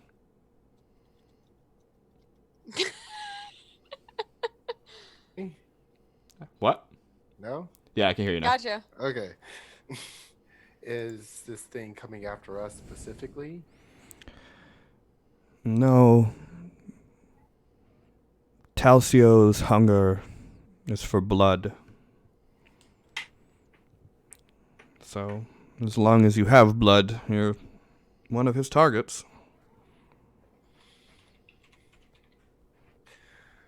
You will keep searching for Batsu's remains? Yes, I will figure out what to do with Batsu. He will make an excellent servant to you, and he will repay his debts if you are able to bring him back. I assure you. He's already been an excellent servant. And is there a way that we can reach out to you if need be? Right now, no. I will reach out to you when I can, but my focus is going to be split between keeping her safe and trying to figure out what is going on Ozo. All right. I have two last things, and then I'm done here. He reaches in the bag and pulls out the phylactery. This, I'm assuming you know what this is. You've had it before. He chuckles. How is our friend the Queen doing? She is Not well. Yeah, she's dying. She's not able to siphon any sacrifices from this phylactery anymore. We went to retrieve it. Yeah, she probably shouldn't have devoted her life to Lovatar. I think everyone is in agreement with that. But with her concerns of becoming a full-blown, unchained lich, She will. would it be best to destroy this? Or... He just reaches over, grabs it, and crushes it in his hand. Very well. And Withdraw that for that. so there's no way to stop her from becoming this? I think we're beyond that point already. Have you heard anything from Durian? We've been back less than a day. Well, I suggest you make your way there. Oh, great. And the last thing, I'm assuming he has the handle of the life cutter somewhere visible. I don't know. Does he? Oh God. You mean the jackal if he's brandishing it or anything? Does he have it yeah? You don't notice it on his person, no. Okay. You see the scimitar, that golden scimitar. That's the only thing that he has visible. You made a trade with me last time we met. Yes. If I were to use that item, would I be putting everyone or anyone here in danger? Yes. No good comes from that thing. No one has learned to use it for anything other than destruction, and they have all been corrupted by its power. So would it try to take... Will it try to take over, or would it just be a matter of my will? Well, your will would be part of it, but once you assemble it and do the ritual, it will act as a beacon. And the things that come looking for that want nothing but destruction. You said something similar with the life cutter. And I have, for better or for worse, made that a self-fulfilling prophecy. All right. That's all from me. He looks over to Taldir. Did you have anything else you need to say? He's just still glaring. He doesn't say anything. He just nods at Taldir. Queen, king. And then he just steps backwards into the portal. And is gone as soon as he came. Talia just like turns around and just, fuck that guy. Vardrak stands up and just kind of dusts himself off and turns to the crowd and says, so, any questions? Best line. Oh my god. Everybody at this point is just standing there, basically jaws agape, fucking just looking on like, what did we just witness? like to put it in perspective, basically, an entire kingdom full of people have now seen two god/demigod in front of them appear, interact, and disappear. Mm-hmm. That's And- something that and most the mortal... royalty was completely lackadaisy about it. Like, oh yeah, whatever. What's Yeah, up, guys? just I know, another we know Tuesday. them. It's like, hey, your princess is a god. What up? I can only imagine some of them are giving Taldir a death stare too after brandishing his wings. You can go ahead and give me a perception check if you're trying to find out.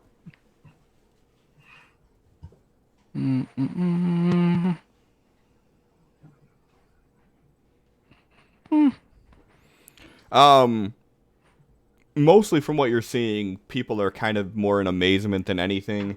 But you do recall that as you actually did your radiance, that you noticed that you got some dirty looks from some people.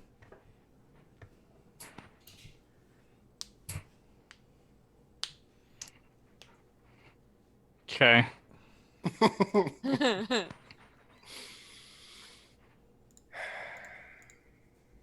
So, for anyone who needs clarification,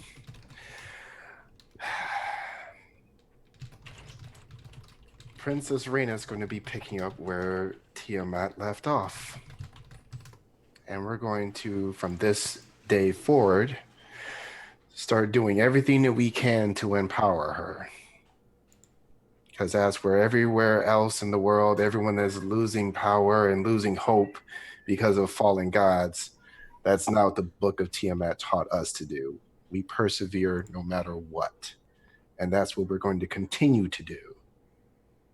He points up to the shield dome that's formed. He says, this is just the first step. We will rise from the ashes as we always do. We've done it before, we'll do it again. Is anyone not okay with what I'm asking you to agree to?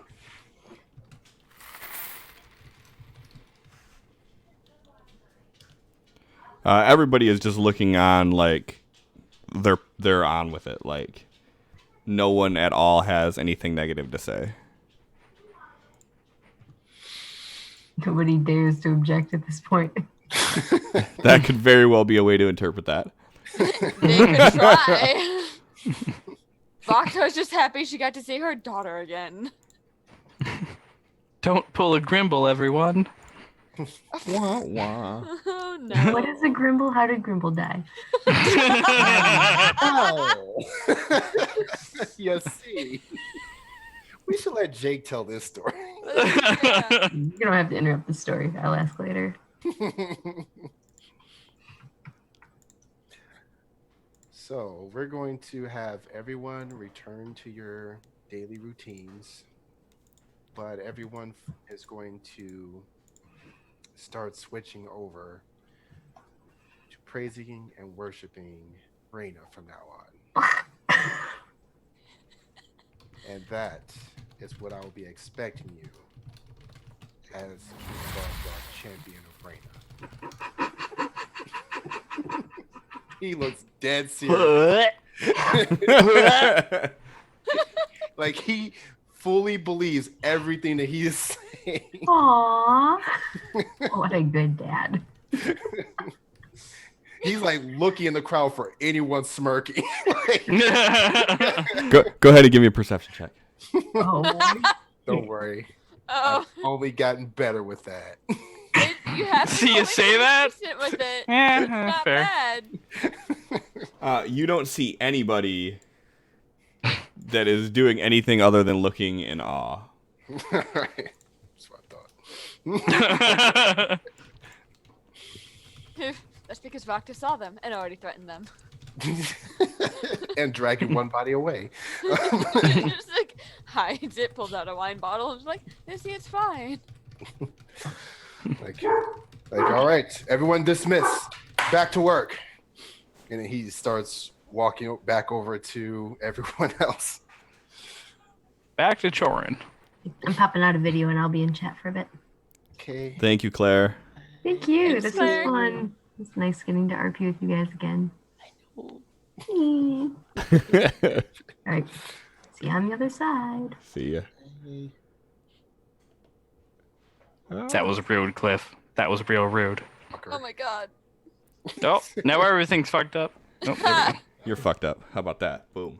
I mean, Wow. yeah. I got buttons now. Rude.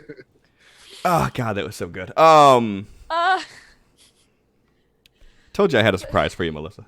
Yeah. Thanks. Yeah, you're welcome. So yeah, so everybody gets back to work, and like as you look around, you notice that the priests are starting to look better. Like their power is starting to come back.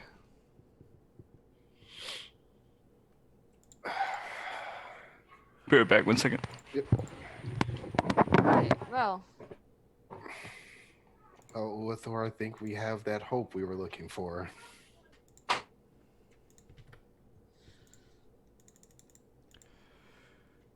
He just kind of like has like a smile on his face, and he nods.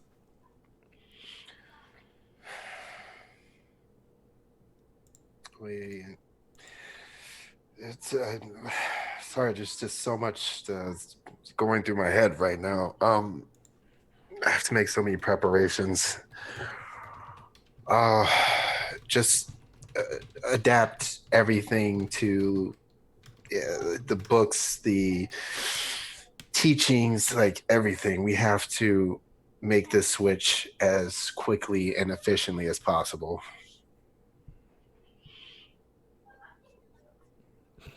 You gotta hang up new signs. Take down the Tiamat signs. Hang up the Reno ones.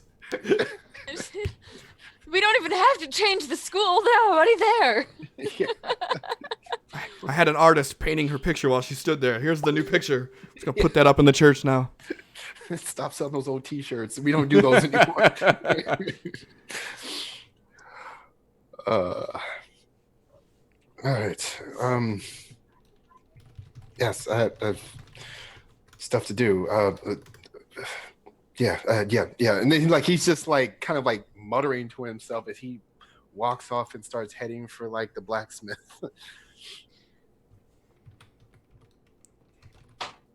All right. And what is Vakta doing? I can't figure out what she would be doing. She's like really upset about Batu and Megami, but then now really happy about Reina. And I'm just like, I think she's a little overwhelmed and is just gonna like go sit and drink for a while because that's the only response she has to anything anymore. So we'll just move her over to the bar.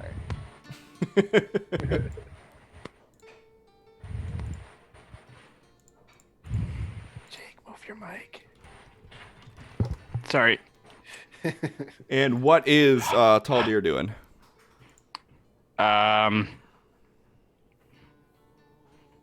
Let's see. Where is the tavern?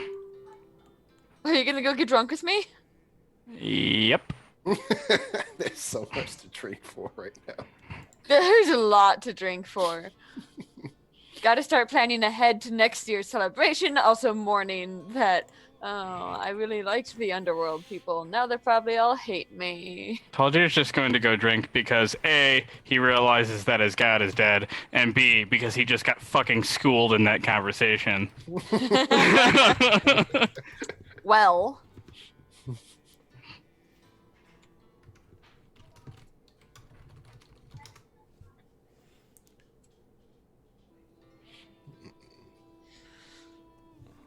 Oh, I don't even.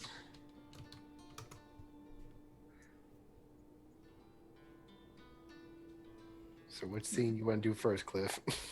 So you're headed over to the blacksmith? Yep. Okay. He gets in. First, make sure the blacksmith is in. Well, I mean, he'd be walking back with the group, yeah. Okay. He just starts taking off his armor and everything. He's like, I've got so much going on. Look, Batu has started making improvements, but unfortunately, he's dead, but missing, and maybe back, depending. I don't know. Anyway. He could you finish what he started? I can take a look at it for you, but I can't make any guarantees. Do what you can. Did the order come in for my training parts and everything? Yeah, that came in about 3 days ago. Perfect. I'll take all of it. No, that's gonna take some time. I'll take a look, see what I can do for it here, and I'll let you know in the morning what we can do. Perfect. Yeah, I'll see you in the morning. Then he heads out, and he is going to be looking for I believe it was a dwarf. It was one of the slaves that was freed that started training the guards and everything. Yeah, the guard captain. Yeah, Yeah. he's gonna go look for him. Okay. And like basically, I mean, where all the guards are reconvening, like you see that the guards are having like a meeting at this point, over closer towards like where the castle is. You see that there's a small battalion of them standing there, and he's in the middle of them, and they're talking, and basically you overhear him basically saying, like, you know, we got to make sure, with everything going on right now, we got to make sure that no one gets out of hand. Everything needs to remain the way that it was before. And Roderick just kind of holds back until it looks like he's done with his speech with them. Yeah, I mean, as he sees you walking up, he's like, "Guardsmen, attention! The king approaches." And they all stand, attention for you. Roderick returns the salute and, Captain, if I may have a word with you. Of course, my king. Let me step over to the side. Everyone, back to work. Have you selected any good candidates for the paladin training we had talked about? I'm especially fond of guard number 1.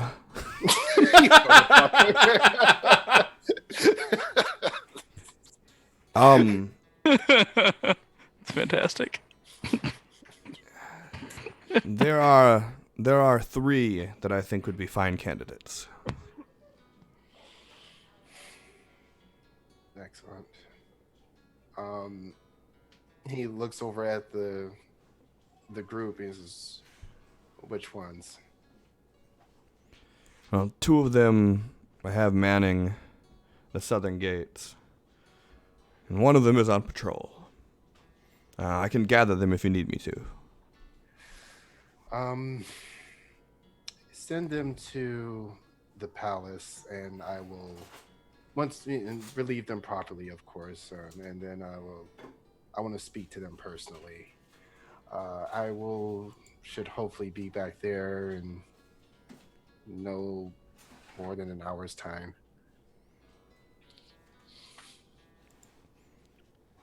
He nods and he starts heading towards the southern gates. All right. And then he is going to head for the bar because he knows that's where Vakta's going to be. Well, that's awfully presumptuous. No, that makes sense.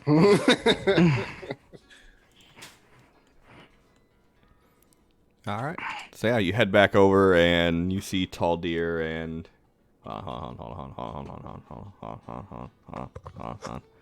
you head back over there and you see Tall Deer and Vakta at the bar drinking.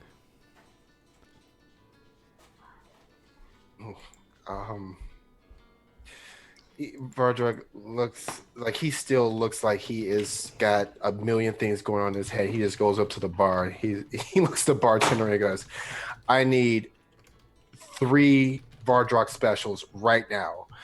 Vardrug specials. Taldir is like looking down at his drink, just kind of slumped over, and he hears this and he just looks up and goes, "You named a drink after yourself? Never mind." And he just goes back to. Weren't you if you were king? Have you had some of Vakta's wine? You can't. Oh it's fine.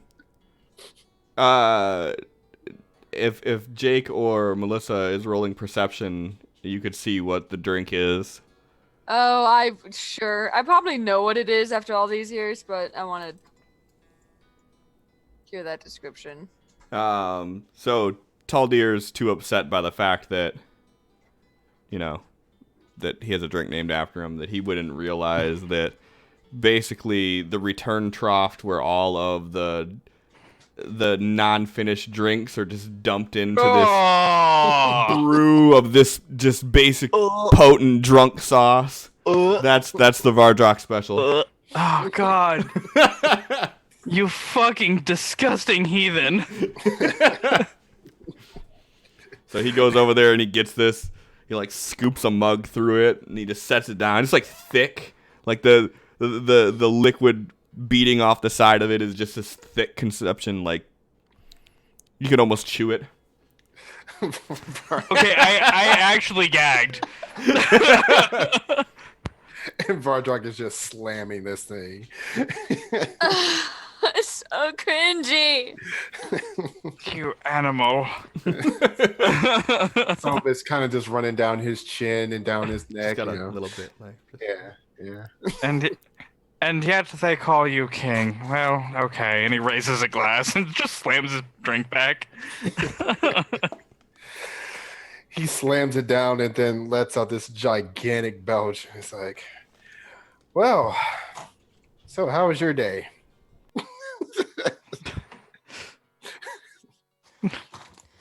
What did I get myself into? You still don't have your memories, huh? They're slowly returning, but 'tis a silly place.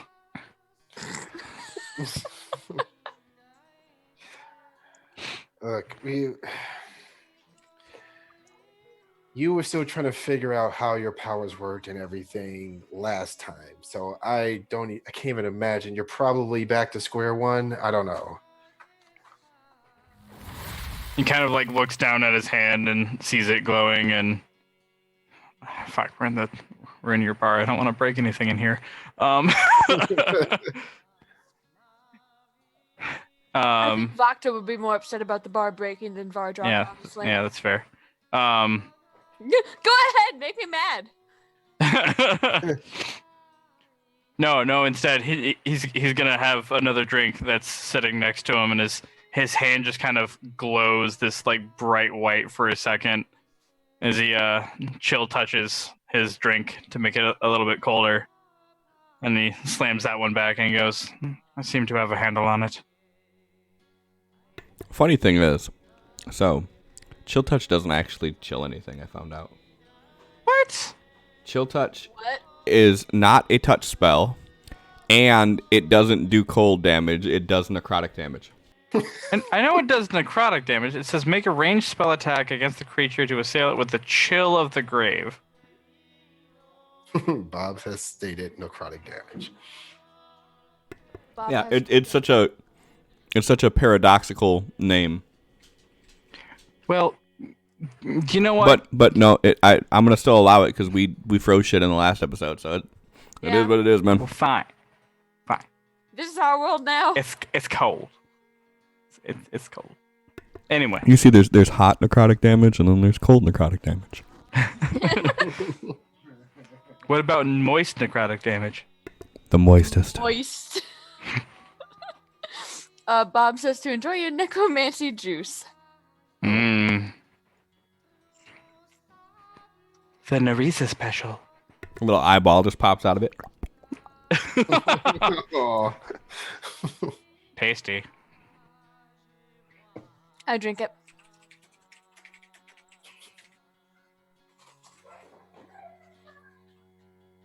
So yeah, so you guys are all there, and like as you guys are sitting there drinking, like you notice like people, like any of the patrons that are there, are kind of side eyeing you guys, and if you like turn to look at them, they're like immediately go back to just yeah.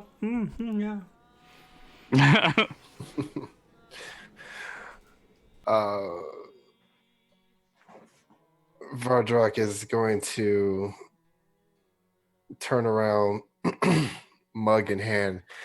Says, if there's anyone that would like to speak up, because clearly there's a lot being discussed and thought about, please feel free to speak your mind.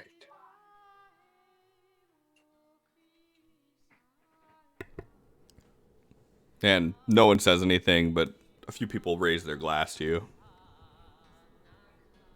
Here, here. Hey! And they drink.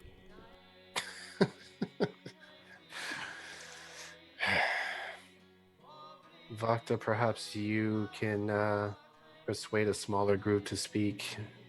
I don't want anyone to be afraid of what's going on and be too afraid to say something.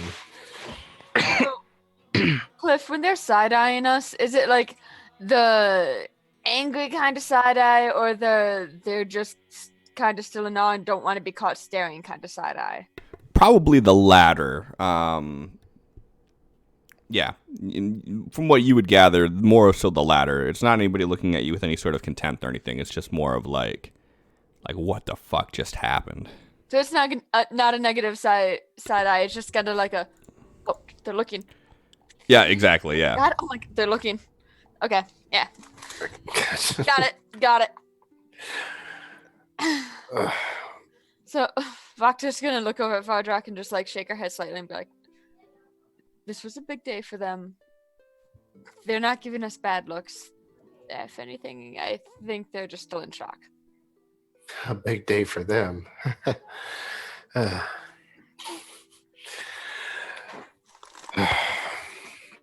I think it's a big day when they fall from the sky. Well, not all of them have fought a 50-foot demon or went through a, lair to get a phylactery. Not all of them have fought Orcus. They're humble people. They don't see this as often as we do.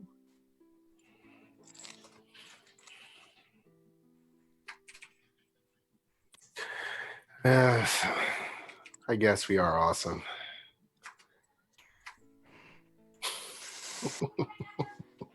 That's not what I meant, but okay. That's what I gathered from that conversation too. Vakta just knows how to stroke his ego and make him stop forgetting about, forget this thing, everything's fine. He's like, yeah. So it works. Oh, what can... Well, things are going to be thrown out of sorts with Batsu. Like, word is going to spread very quickly.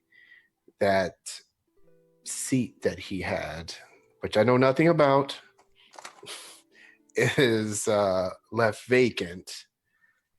And I'm going to need you to make sure that it's taken care of. That thing that I do not know exists.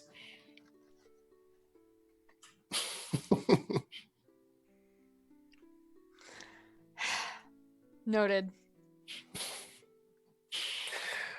And yes, while you do that, I'm going to return to the palace. I have some new students to meet. Taldir, do you need anything before I go? Well, a place to stay tonight would be nice.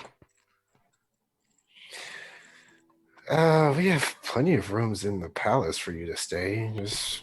And as you say that, you spit up 20 gold. Not today, Death. Not today.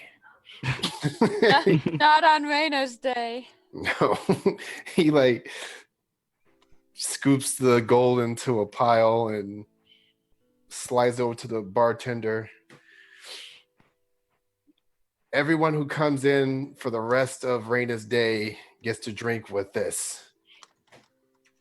He says it nice and loud so everyone could hear it. Just a swarm of people rush the bar.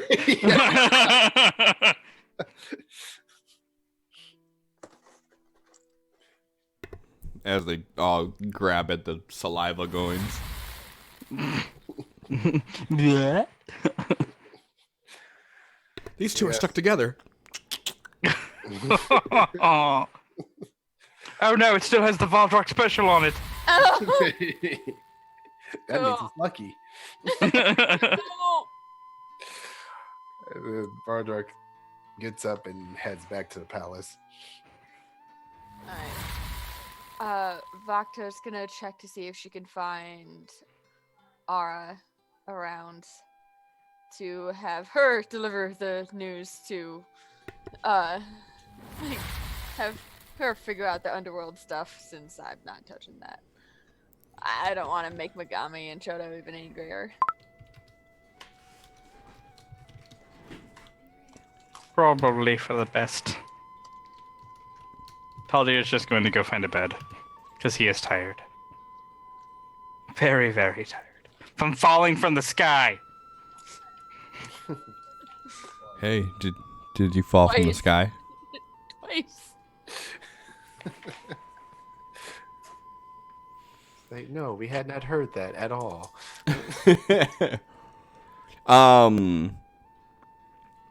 So yeah, so as you head back to, so you're going to find Ara. Your Vardrak's headed to the castle. Taldir's chilling in the bar. I'm gonna try to, ooh, kisses, hot shit, yeah.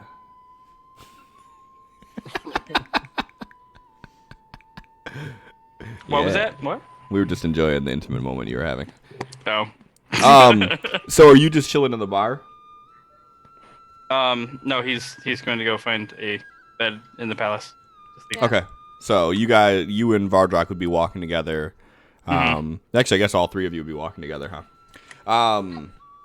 So yeah. So as you get there, in the main courtyard, you see the dwarven guard captain standing there with three of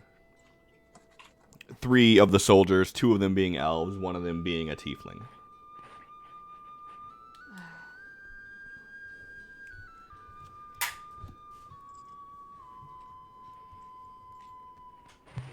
Oh, these are the recruits, huh? And he's kind of like walking, like pacing back and forth, looking them over.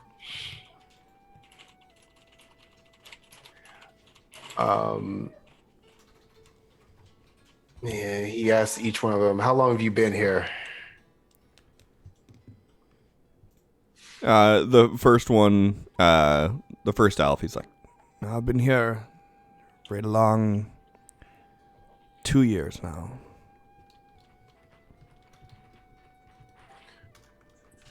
All right.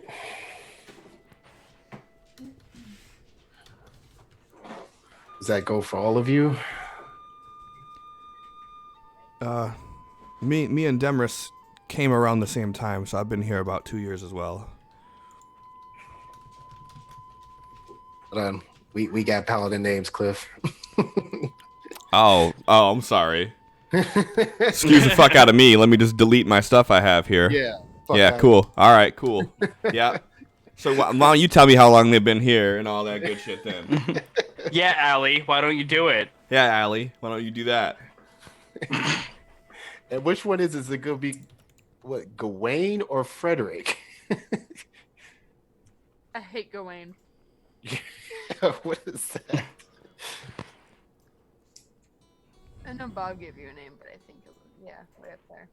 Frederick. Ulfgar Base Twister? What's the Brass Twister. Brass twist, bass twister. Base. I don't know. Ah, there we go. I just imagine like a dwarf on a turntable. It's just drop the bass.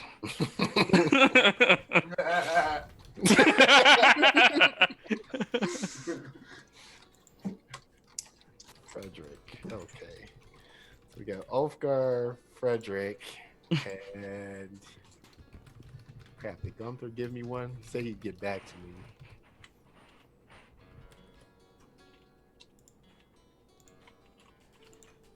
Oh well, we'll name that one later. So anyways. And let's see.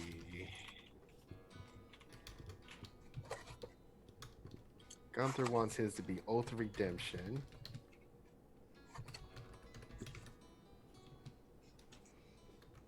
Did Bob pick an oath?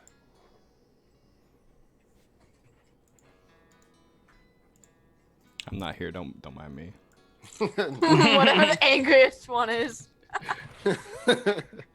Whatever the angriest is vengeance. So oath of vengeance.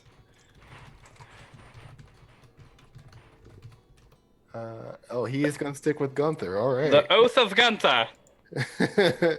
Well, it's gonna be Gunther Oath of Redemption. Right.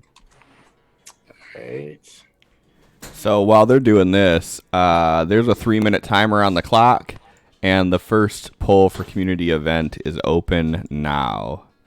Nice. So you could do exclamation point vote 0 to vote for the first one, exclamation point vote 1 to vote for the second one, and exclamation point vote 2 to vote for the third one. I don't know why they do it that way, but fuck it, that's how they do it. So we're allowed to vote too, right? I mean, you shouldn't, but whatever. Allie, did you pick an oath? I thought she did. No. Man, y'all straight evil. Yeah, let's just go for straight fuckery. Paladin oath. It's what they follow to give them power. We've already have redemption and vengeance. Still need an oath of the crown.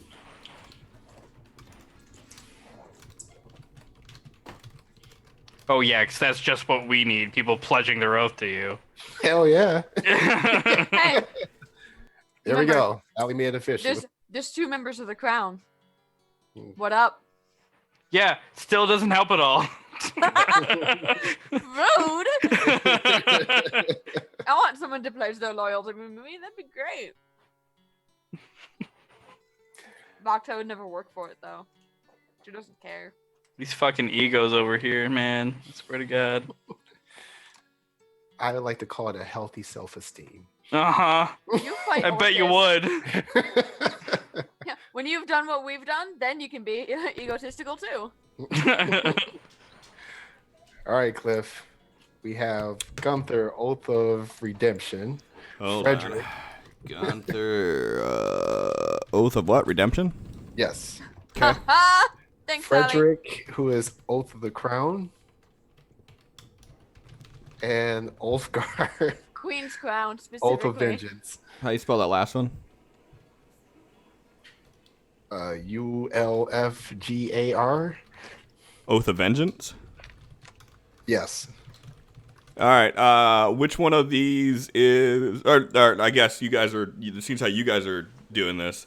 What are their races? Let's see. So I think Bob is the only one who picked his. He's a dwarf. Which one's that? That's Ulfgar. Dwarf. It's cool. I can just recant everything. No biggie, guys. Not like I have a fucking thing going on here. We're good.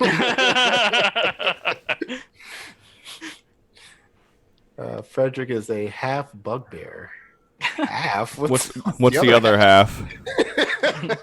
Who fucked the bugbear? Damn it, Ravage!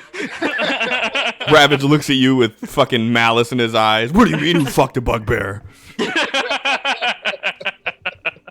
Ravage is like, I get laid. I get that laid all the time. Oh, Gunther's gonna be a turtle. A turtle? Oh, God. Fucking shocker there. What a stretcher. He continues to shock me every day. So, okay. So as you go there, you see the dwarf captain standing there with these 3 soldiers. One of them resembling a dwarf. One of them sort of resembling Ravage. He's tall and has sort of a primal look to him. And then the other one has a full helmet on, but he's very bulky and large. All right. The captain here tells me you're the brightest and best. Turtle. I'm reconsidering it.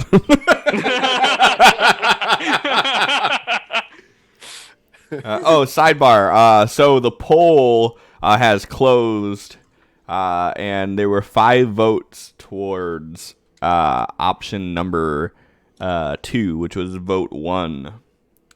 So, what has become of the Queen of Durian? She has become corrupted. Oh no. Good. Thanks, guys. Yeah. No, just throw a fucking raging lich in there. No problem.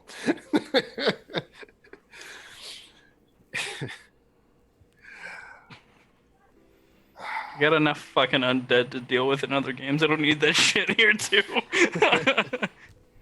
So, but yeah, so you say that you're the brightest of the bunch, and the captain's like, out of all the men, I feel these 3 have taken on the practices and embodiment of the city better than the rest.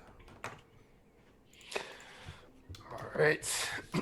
He continues pacing back and forth and just kind of looking them up and down. Said, you're going to be answering to me and Vakta directly from now on. Your training will begin immediately.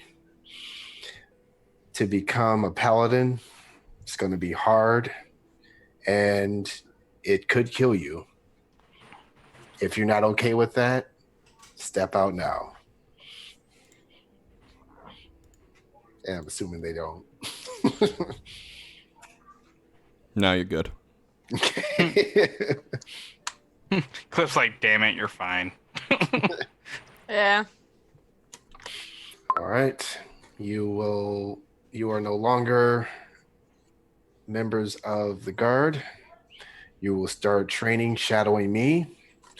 And once your training is done, you will take a position that is above your previous fellow guards and soldiers. And Frederick's like, does this come with a pay raise?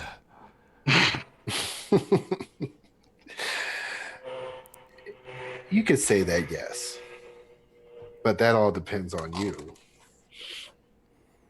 Well, I live to serve the crown.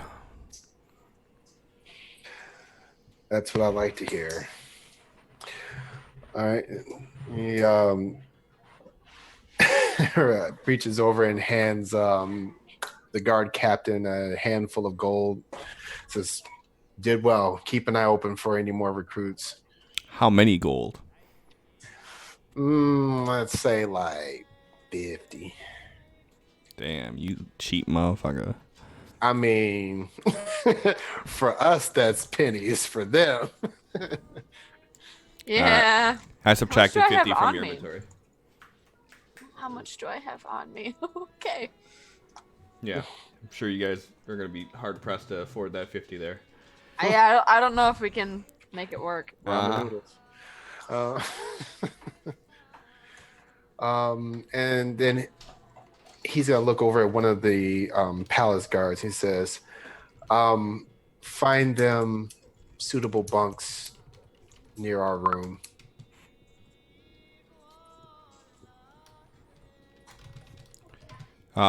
And the guard captain kind of like motions for them to go inside.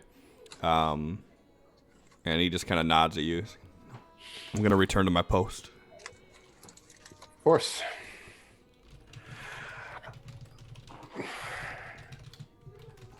Vardra just goes over and like plops down in his throne and like just puts his hands over his face and just kind of just rubs his temples. Just doesn't say anything. Fox is gonna hand him a bottle of wine and sit in her throne. Where? I'm so confused. Do you want one too, Taldir? And she just like reaches around, pulls out another one, and hands it to him. Well, I'm not going to say no, and he just takes it and starts drinking it. That's what I thought. It's an uncanny ability, if not a little frightening. It's just a matter of sleight of hand. It looked like you pulled a bottle from your asshole. No, it's behind the chair. If you say so. Vardrak finally like sits up as he's sipping the wine and he leans back. Well, Taldir, if you're gonna stay around here, you gotta make yourself useful like everyone else. So the question is, what do you want to do? Well, it seems as though you have a bit of a problem with a lich, among other things. It would seem to stand that it would benefit me the most to stay here with you for now. To aid me in perhaps getting a little bit stronger so I may get revenge. I would prefer if you remain vague in who you want to get revenge against. I'm just going to leave it at that, and I hope that you do too. Oh, I was not planning on going any further. Very good. Well, see the headmaster of the School of Magic and learn everything you can about what you can do with your abilities. I think that would be a good place to start for you. Because you Again. probably wouldn't remember, but our companion that was not with us anymore, you tried to do something, but you ended up shooting him with a bolt of energy. Well, I can assure you that was not my intention. As far as I can tell. Or remember. Certainly hope not. He did take offense, but we Well. don't want any more accidents. We want anything that you attempt to do to be on purpose and deliberate each time. Well, I do feel like I have a little bit more control over myself than I might have had before, but we shall see. Accidents do happen, I suppose.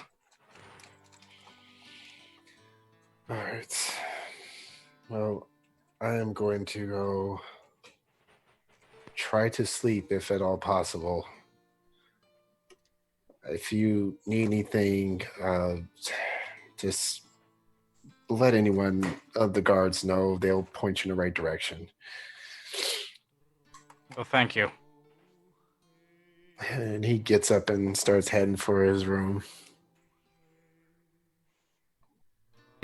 And Vakta? What time of day is it? By now it's about 8 p.m.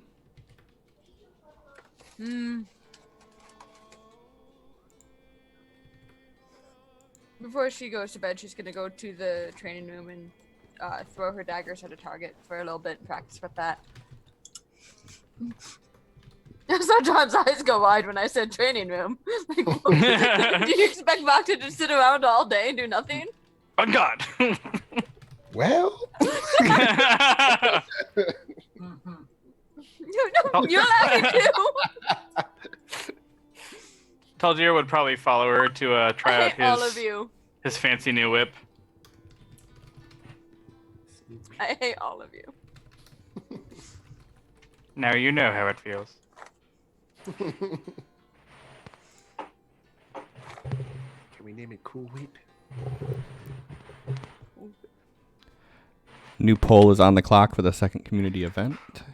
Oh shit. 3 minutes.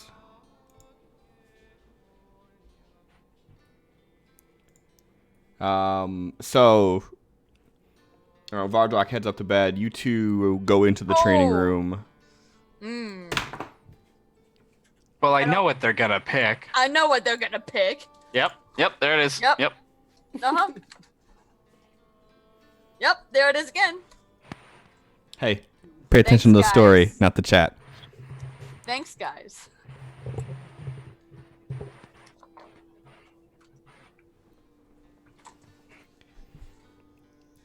Taldir's gonna start swinging his whip around, trying to hit some of the targets to get a better feel for it. When those targets come around, you must. You whip it. must whip it.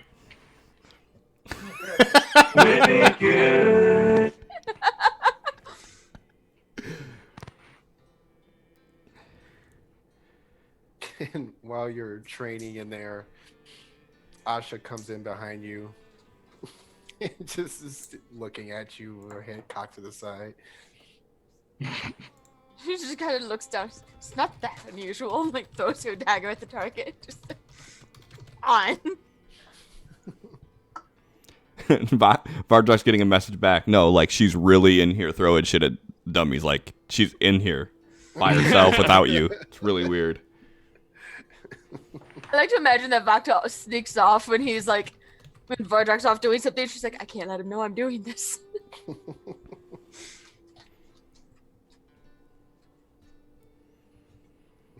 And you guys are just having no conversation while in there fighting fucking target dummies together. Vakta wouldn't acknowledge him at all. Vakta doesn't talk to people. I mean, I would imagine Taldir's that he's pretty occupied with the conversations that have been had earlier. That he's pretty focused on trying to learn how the powers of this thing work. Ravage comes in and like he looks over at Vox and does a double take. What? Vakta just looks over and just is like, shut up. Goes to pick up her daggers and walks back and just starts throwing them again. He like gives a bow. He says, "Are you lost, my queen?" He looks over and goes, if you tell Vardrock, I will make sure you're fired and you can never talk to either of us again. Don't tell him. And she just goes back to... Jesus. It's her secret. Jesus. Secret training. Vardrock can never know. She has to remain aloof.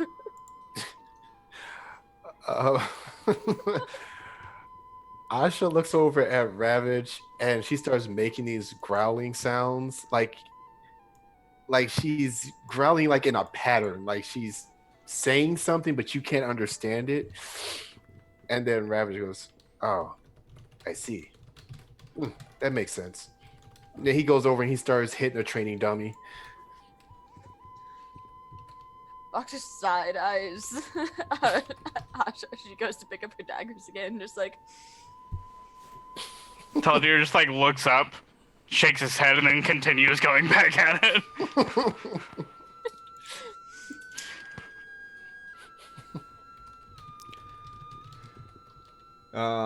Yeah, so I mean you guys have at it for a short while, until you're both, fairly tired from all the events that have happened, not to mention, the actual training itself. And you guys head off to bed. Is anybody else doing anything tonight? Do y'all have any plans? Why do you ask, Cliff? Because it's my job to facilitate a game, and I need to know what you're doing tonight before I can push it on to tomorrow. Vakta would just go to bed after. Going to bed. Vardrak is like when Vakta walks in, Vardrak goes, "Okay, I gotta go," and then he like hits his little badge, and then he like tries to pretend like he's asleep, but he's miserably fails. Aww. Gotta go. Love you too. Bye. No, you hang up first.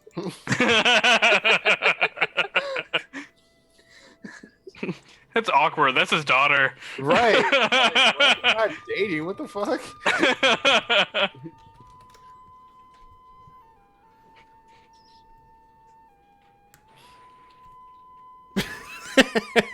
Reading Dreadsense comments. I'm like, excuse you. Lich Queen and Vakta are only one letter off. All right, so you guys head off for the night. And during the night, you get the best sleep that you've had in about a week. That's new. No lie. John, Best I don't think we've ever had a long rest not get interrupted. This is so weird. wait.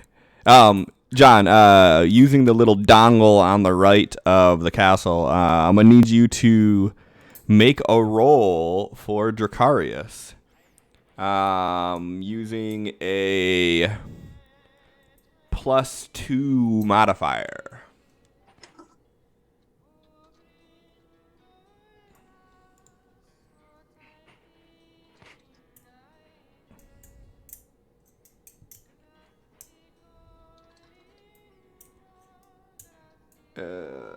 Did you do the +2? Yeah, it's actually the button is still depressed and didn't. Like, oh yeah, we tried that last time and it didn't work. Okay, so 13. So a 13 would be 0 happiness. So you cover your upkeep and 25% of the income. So with that being said, this time ... This plus this. So the kingdom is now up to 859 gold pieces in the treasury.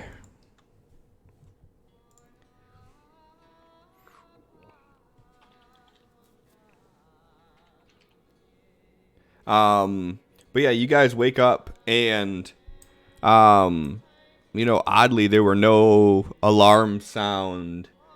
There was no one standing at the foot of the bed. You guys just slept Other than and Ravage, woke up. who's always there.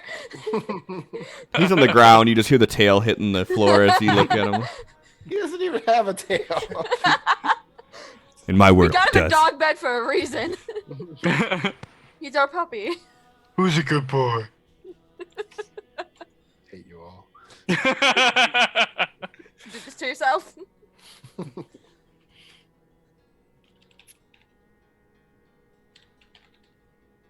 Yeah, like I don't know how to take that. I feel like it's just a clever rouge.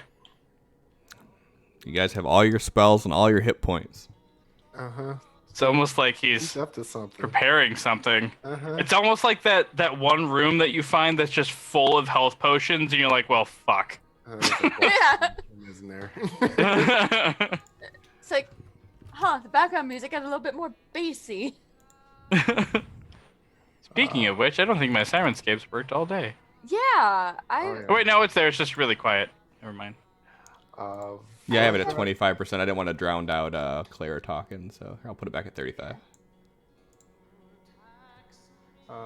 Like, I was wondering where my ambience was.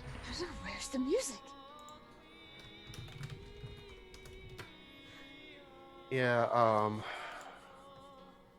Vardrak, as Ravage is going, like, preparing to escort him to the training room for the morning's, routine. He tells Ravage he's going to skip that this time. Heads over to the treasury to deposit, whatever he has to contribute. What are you depositing?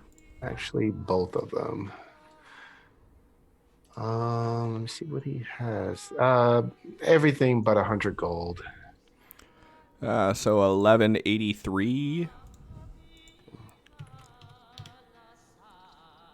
Anything else? Ravage doing the same. And Ravage. Does it hold reagents? No. Okay. Ravage only has 100 gold. Oh, okay. Then we'll leave his. Okay. Guess you give him no money. I see how you are. It's almost like you guys haven't actually picked up any real money. Not in a while. It's really weird. And then he's gonna head right on over to the blacksmith. All right. And as you walk in, you see him in there, and he has your armor on the anvil, and he's like putting these heavy ringlets on the inside of it. He's like, so as far as the improvement goes, I don't even know where to begin with it. Whatever he was doing, it's not something I taught him. Okay. But as far as this other thing goes, and he like points over to this bag full of more of those rings, it's like we should definitely be able to have this going for you. Perfect. And let's see here. And can you make? Let's see. Do you have any of those harnesses for Ravage to begin improving himself as well? And what's he looking to do? And actually, no, he doesn't. Okay. I'm gonna limit the trades to you guys. So, okay. Do you need me to sign off on this? Or actually, we already took care of that before I left. That's right. Yeah, we should be good to go. I just need to finish working on it. All right. I have 3 new paladin recruits. I know you've been making armor for the army and everything. I need 3 special sets made that may be a little bit more sturdy, a little bit more capable. I know it might take a little bit more time for those 3, but it'll be worth it. Yeah, just leave me some details as to what you're looking for, and I'll get it going. And he goes over to takes out a piece of parchment and starts writing down, exactly what he's looking for, and then slides over. All right, good man. Do you need anything here? Do you needed me to speak with Zuminer about getting you more help, more hands, more improvements, more? I could use more coffee.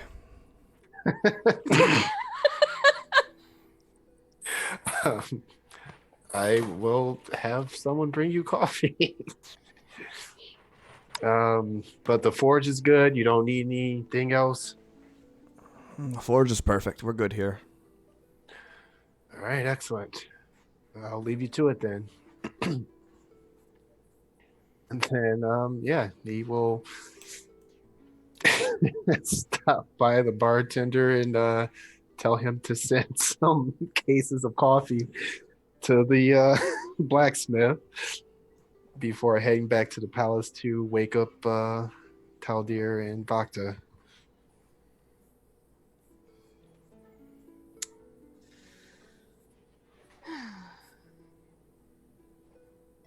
He'll start with Taldir because he's probably in a room closer.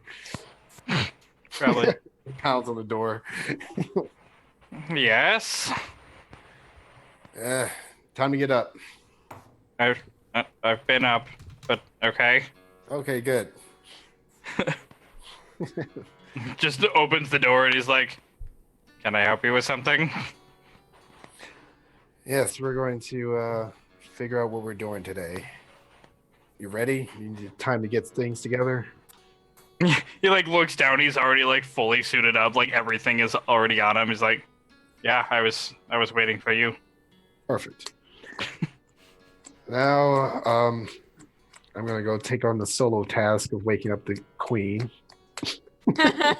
I will wait for you at the entrance. Yes, that should be a simple thing. What does Taldir think that means? Nothing. He just knows better than to wake up a queen when she's sleeping. Yeah, if only everyone else knew better. I'll let you deal with that, Bardrock. Vardrock is gonna walk into the room and just kind of like gently shakes her arm and says, "It's time to get up, my love." Time isn't. Time to get up. No.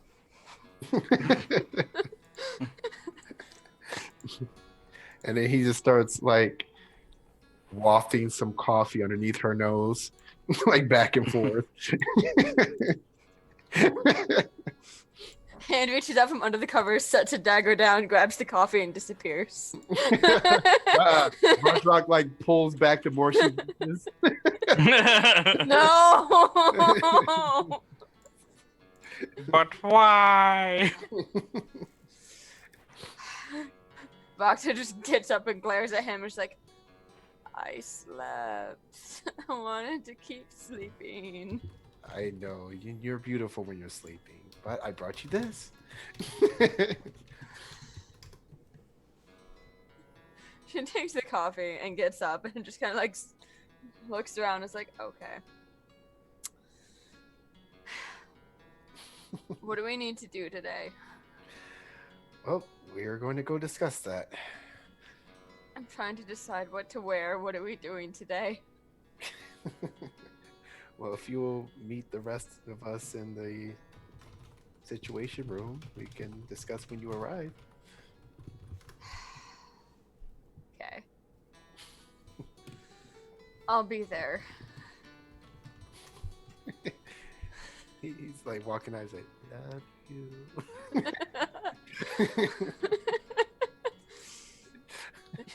She's not responding because she's just like, coffee.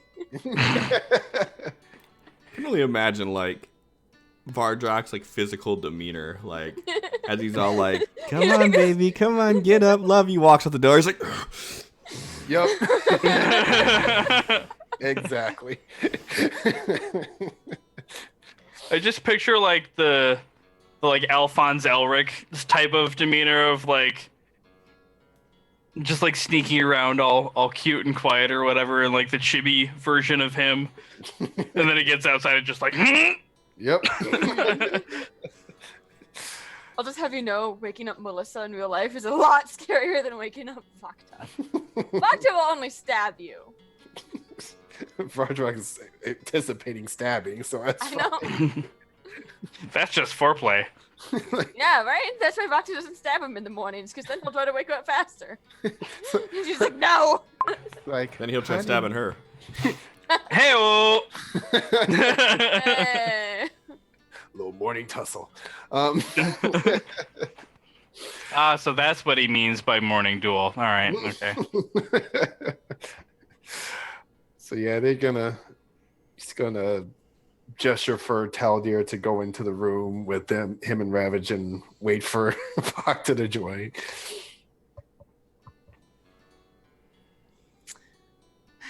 Vakta will eventually make her way out. And she doesn't look happy about it. But she's there. By the time Vakta gets there, like everybody's already in the room sitting there. Coffee's gone, there's a bottle of wine. Whatever. Vardrak's eating like this huge plate of meat that one of the servants brought. It's like, oh, here's a queen. All right. You ready? Sure. All right. So this is a little strange without Batsu here, but his body being gone gives me at least some hope that maybe he's out there somewhere. I don't know, but hopefully he will return to us at some point. But I was a lot less encouraged about the outlook of things until yesterday evening's little sudden appearance. So, how do you think we should angle this with the people? Oh boy.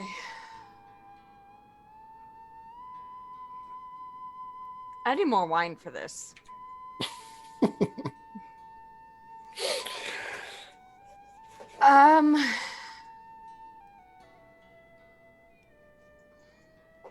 Well,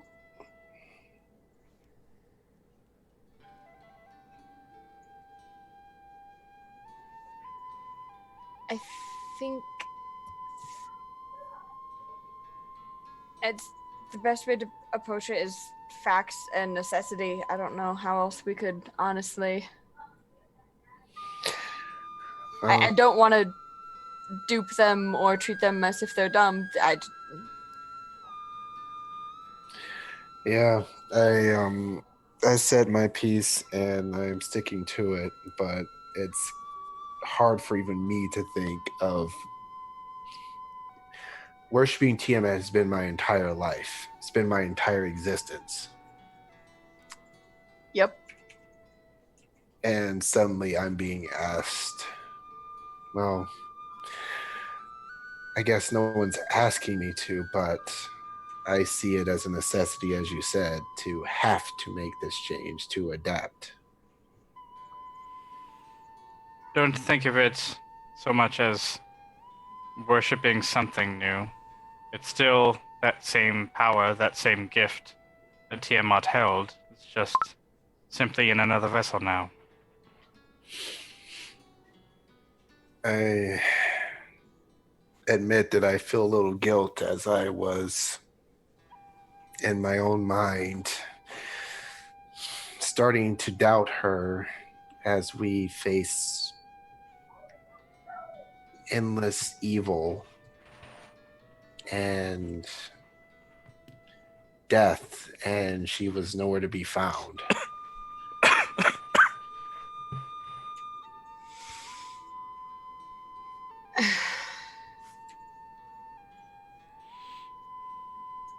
That may be, but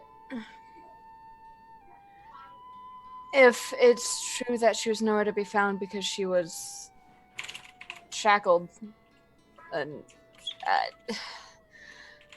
I don't know that we can.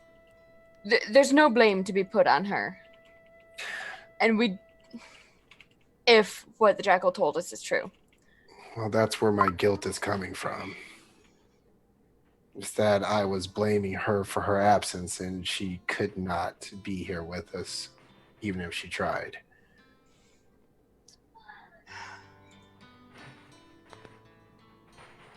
And now she's gone.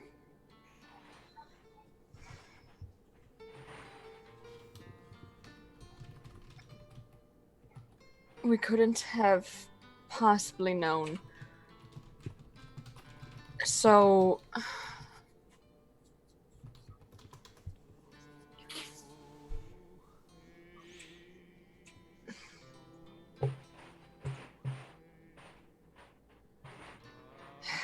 I don't know. I think there's a lot of things I think, but it all just comes down to we should do our best to roll with this and move forward with Reyna, but I don't know. I can't.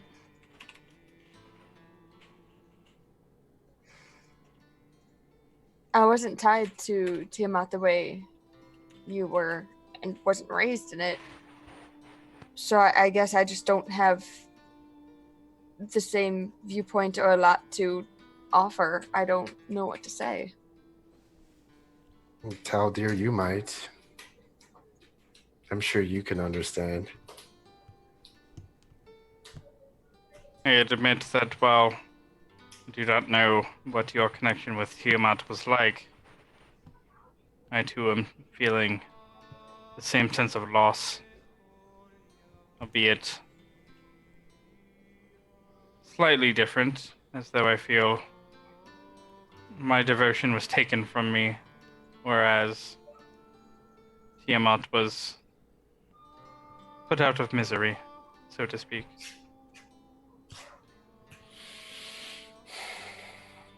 Yeah, that same loss is going to be felt all over. So do you, now that we have as close to confirmation as we're going to get that the people that we worship is gone, do you think that you can switch your faith to our Reyna? Well, it appears that some other being has chosen me for their purpose, whatever that may be. These lines on my skin were not always here. The jackal had mentioned something of the old one. I think I may need to discover more about what this influence is on me before I can say one way or the other. We'll make sure you have access to all of the archives in the temple. But as busy as the priests are going to be, I'm not sure how much they'll be able to help you do research. At least not for the near future.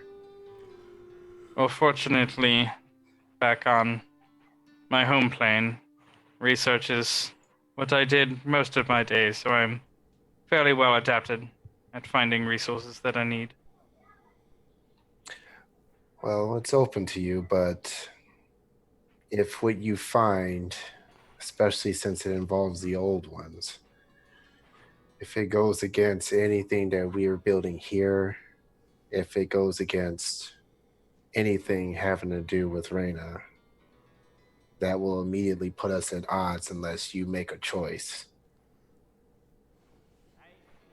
I will say that I do not wish any harm on you or Reyna. And whatever this being may be, whatever gifts it has granted me, my will is still my own. They may have chosen me to have given me these powers, but with everything in me, I will always choose to do what I wish and not what it demands of me. That's good to know. As we've dealt with one before that was tied to an evil pantheon that had ill intentions on all of us. And I'm trying not to make the same mistakes twice. And as you say that, you hear boom, boom, boom on the castle doors. Oh. Were we expecting someone? Cliff, is it on the like outer castle doors, or is it to the room that they're talking in? The outer castle doors. This is, I'm sure the guards will see who that is, and we can tend to them afterwards.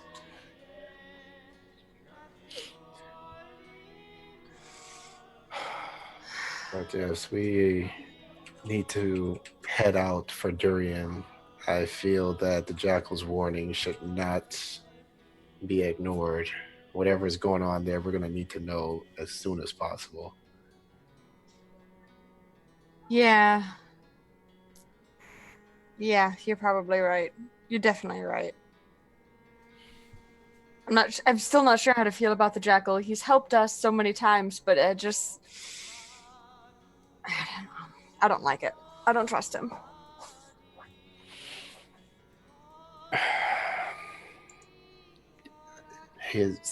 He's not wronged us or lied to us yet.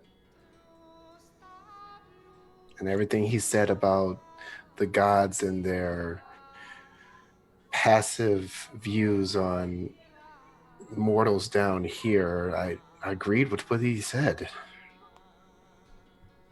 Like, Killing how- them is not the only way to get change.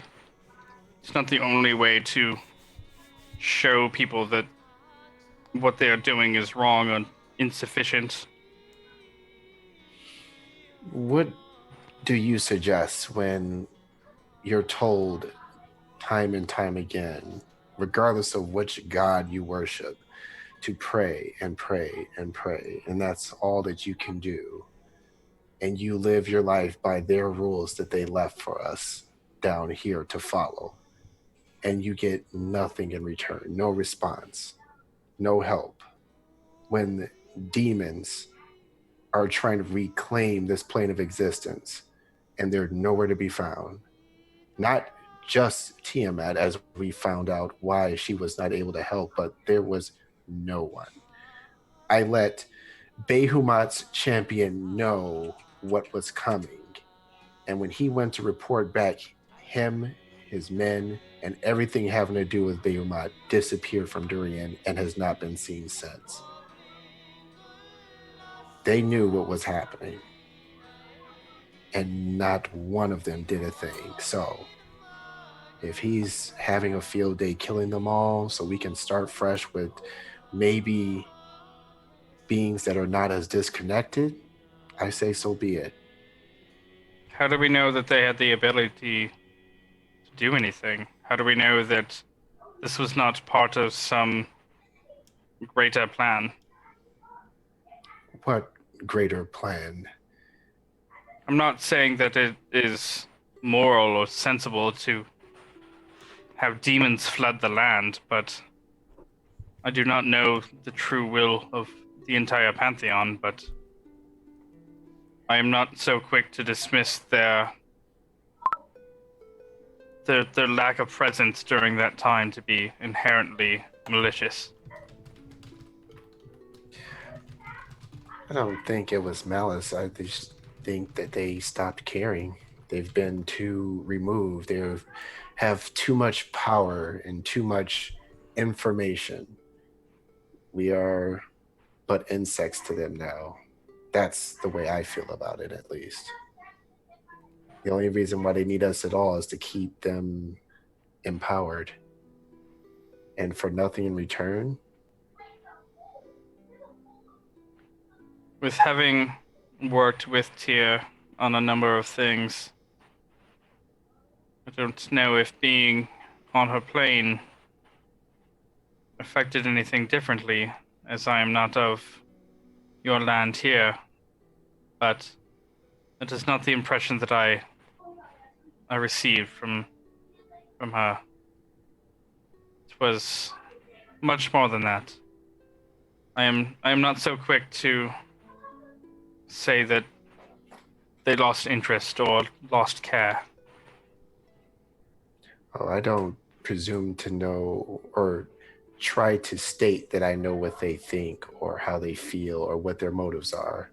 What I do know is that my queen and I stood alone against all the threats that were coming. No one was helping us. No divine power of any sort came down to interfere or intervene.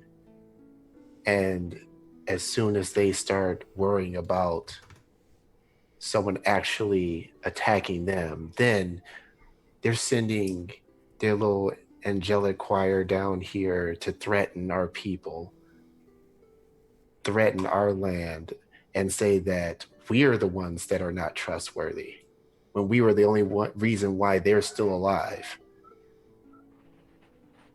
Please explain to me how that makes sense. Well, I don't know what beings those were, but they were not certainly any kin of mine. As you can see, I am not in the business of harming you or your people. I do not blame you for anything that has happened. The will of demons is unpredictable at best. There's not much you can really say for that. But I'm not saying you're wrong. I'm not saying the gods are wrong. I'm simply saying that I don't have enough information to decide one way or the other. And all I can do is keep pushing on with what I know and keep these people together and give them something to rally behind. What I will promise you is that I will always strive for what Tia strove for, which was justice. Justice will bring peace to your people. In whatever form that ends up being, that is what I strive for. That is what I can promise you. I think if you take a walk around the kingdom, you will see that the people feel like justice is ever present here. So I don't think you will feel too out of place.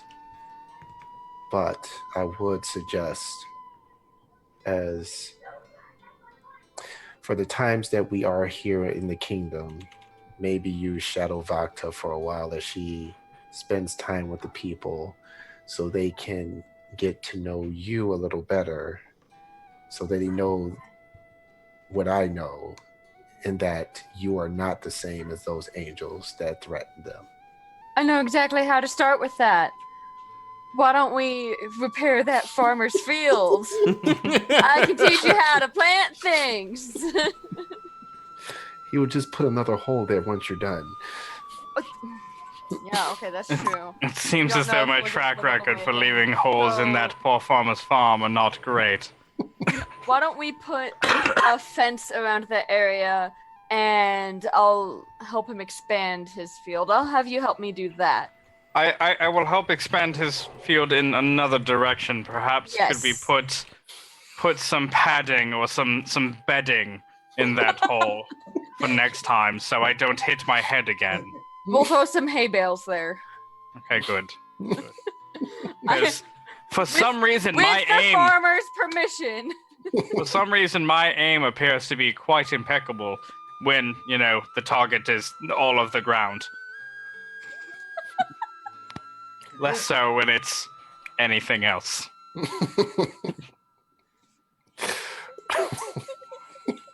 damn it, Jake.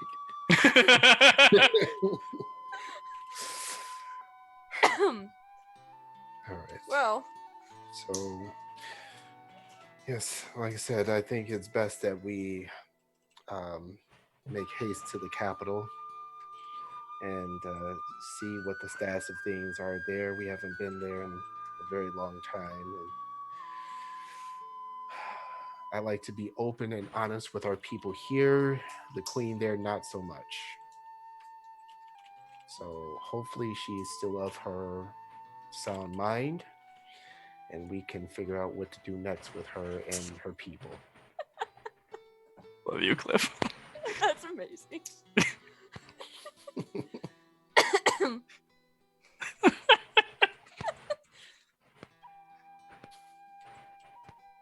All right, well, Best farm ever.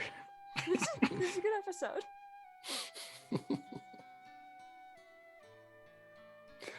So, If there's nothing else for any other topics that either of you have to bring up, Not at this time now.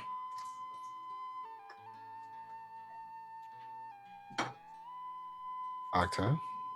Nothing I could think of. All right. Well, let's get prepped and let's head out in about an hour. Sounds good to me. I want to stop and talk to that farmer about the plans before we go and tell him that we'll help out once we return. And deal with that other issue below the city. Yes, that too. That thing that you don't know about. I have no idea what you're talking about, That's what I thought. but I do. But I But don't. you don't. But I also. But he does. But you also don't. Then he gets up and he's like got his platter of assorted meats in his hand and he's walking out and he's just still like just chewing on it and breaking it off. Taldi just looked over at Vox and goes, "Does he ever stop eating?" No. Fair enough. No. And then with a smile, no.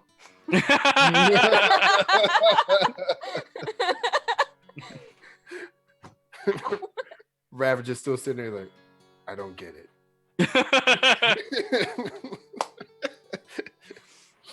We'll tell you when you're older. Okay.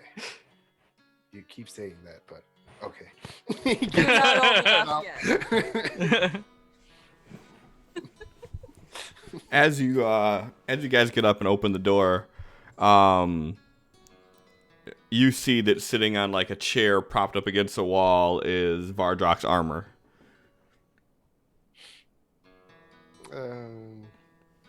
Did you put that there?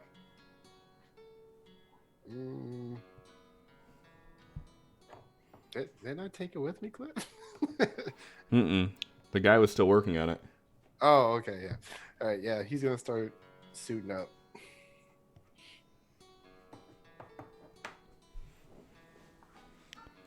Alright, Vox is gonna go change, and then she's going to head to the sewers. Okay. And what is her intention when she gets there? Oh no, I was supposed to send Ara to do that. Did I find her anywhere? I That mean, was you would find her in the castle easily, yeah. Yeah, I'm sending her to tell them to figure out who to head it up, or if she wants to try to take control since she's good at it anyway. Are you giving her any direction on how to do this, or is she just approaching it with however... I am telling her to be as kind and gentle about it as possible, because we do not want to make them upset, because I'm filling her in on what happened with Batsu, and I'm just like, this is very important that we have somebody on the inside who knows what's going on, and she's filling in the information they have from the Jackal. If we're not entirely sure that he's dead, so give them that good news too. Like, there's a chance that he's out there, because the Jackal said he wasn't there and couldn't give us a yes or no answer on whether or not he was dead. So, Batsu could come back. So good at this. She's just like looking Batsu's at you. great with emotions. She's like looking at you, like writing it down, and she's like, okay. Make it sound believable, okay? Yeah, that's what I do, yeah. All right, so I haven't been part of this kind of stuff in years. Thank you. tell the widow that we need to replace her dead husband, who may not be dead, and somehow make it sound nice. Got it. All right. Anything else you want me to do while we're here?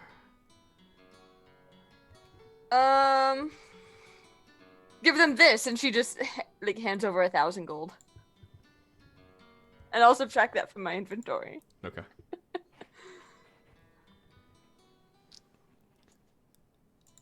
because that took my weight down quite a bit. Gold weighs a lot. Who knew? John, stop laughing at me. I would never.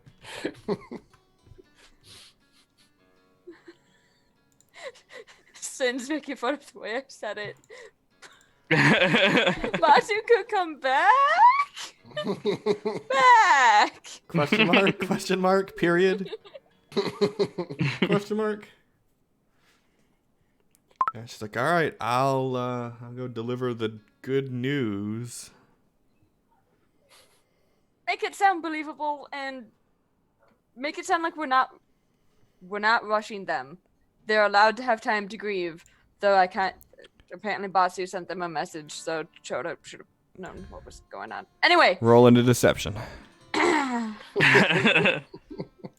Cool. Hopefully nobody rolls higher than that.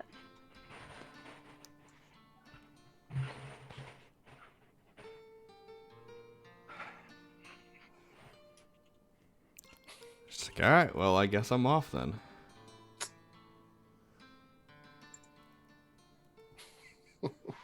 She's like walking all slow, looking your confirmation, like. All right. Are yeah. you sure?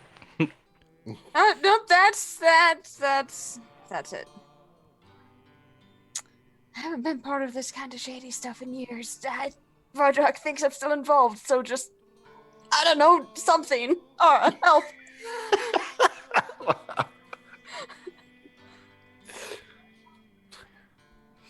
Don't worry, Queenie. I still know how to get my hands dirty. Thank you. That's what she said. That's what she said. Yeah, and then Baktu's gonna grab Taldir, and go to the farmer's house. To Taldir's Landing. Yeah, we're love going to the farmer's house, not to the landing. You see the point is in the field, not at the house. See, now I understand why Valdrock named that drink after him. Having things named after you Yes. is quite awesome. We've come full circle.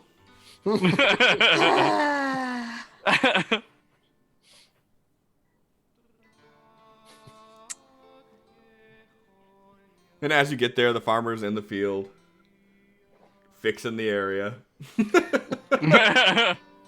Muttering and cussing. Hello, my good man. Here she comes, goddammit. Hey! I know Vakta probably knows the farmer's name, but I don't. So what's his name? What's his name? What's his God. name? It's Demian. Demian. Demian.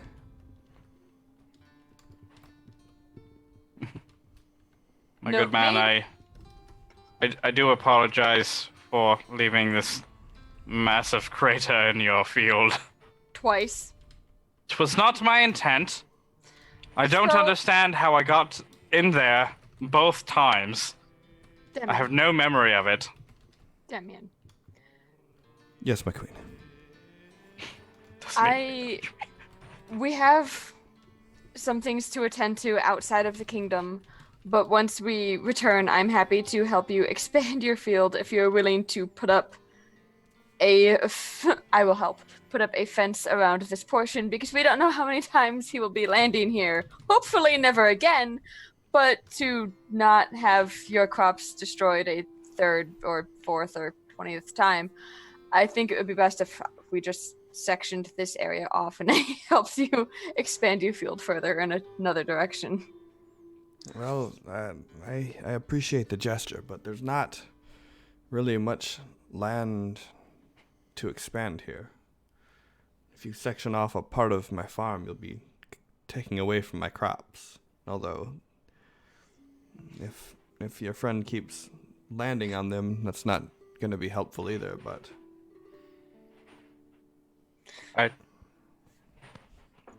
I do apologize. It's fine. He reaches into his back pocket and hands the farmer 200 gold. Thank you, sir. This is far too kind. He's just sitting there like holding like a hoe in his hand, and he's just like, "Thank you. I thank you."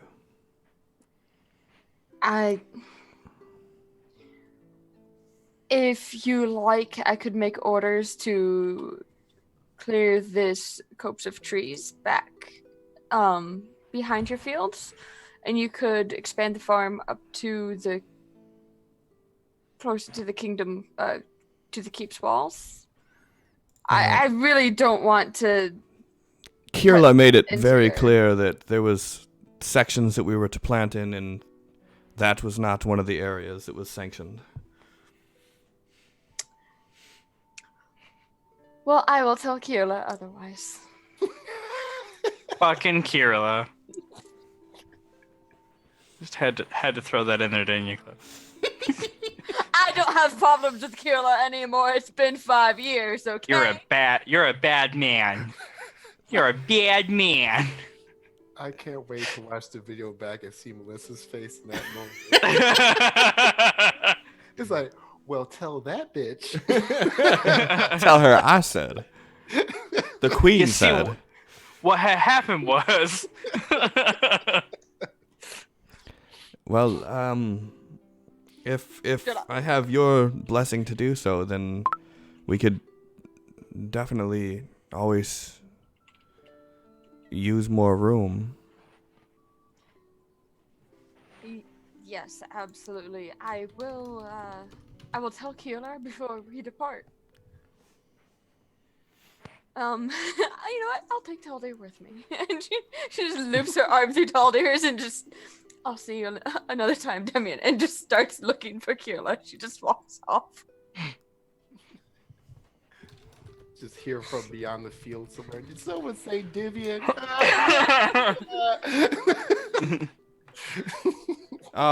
What is Vardrak doing while they are doing this? He is just making sure rations are accounted for. Already have the horses gathered, and he's just going to be kind of just waiting for them. Okay. Ravage is going to check with the armory or the smiths to see if there is any improved weapons he can find. I mean, really, most of the supply that they have would be, like soldier grade steel. Is there anything in particular he's looking for? He's looking for like a better polearm, glaive, spear, anything like that. He likes the two-hand stuff. I mean, you could get him one made that would be, a good weapon, but it would be no better than the spear he currently has. Yeah. Okay. If he doesn't find any here, then he'll just return and wait with Vardrak.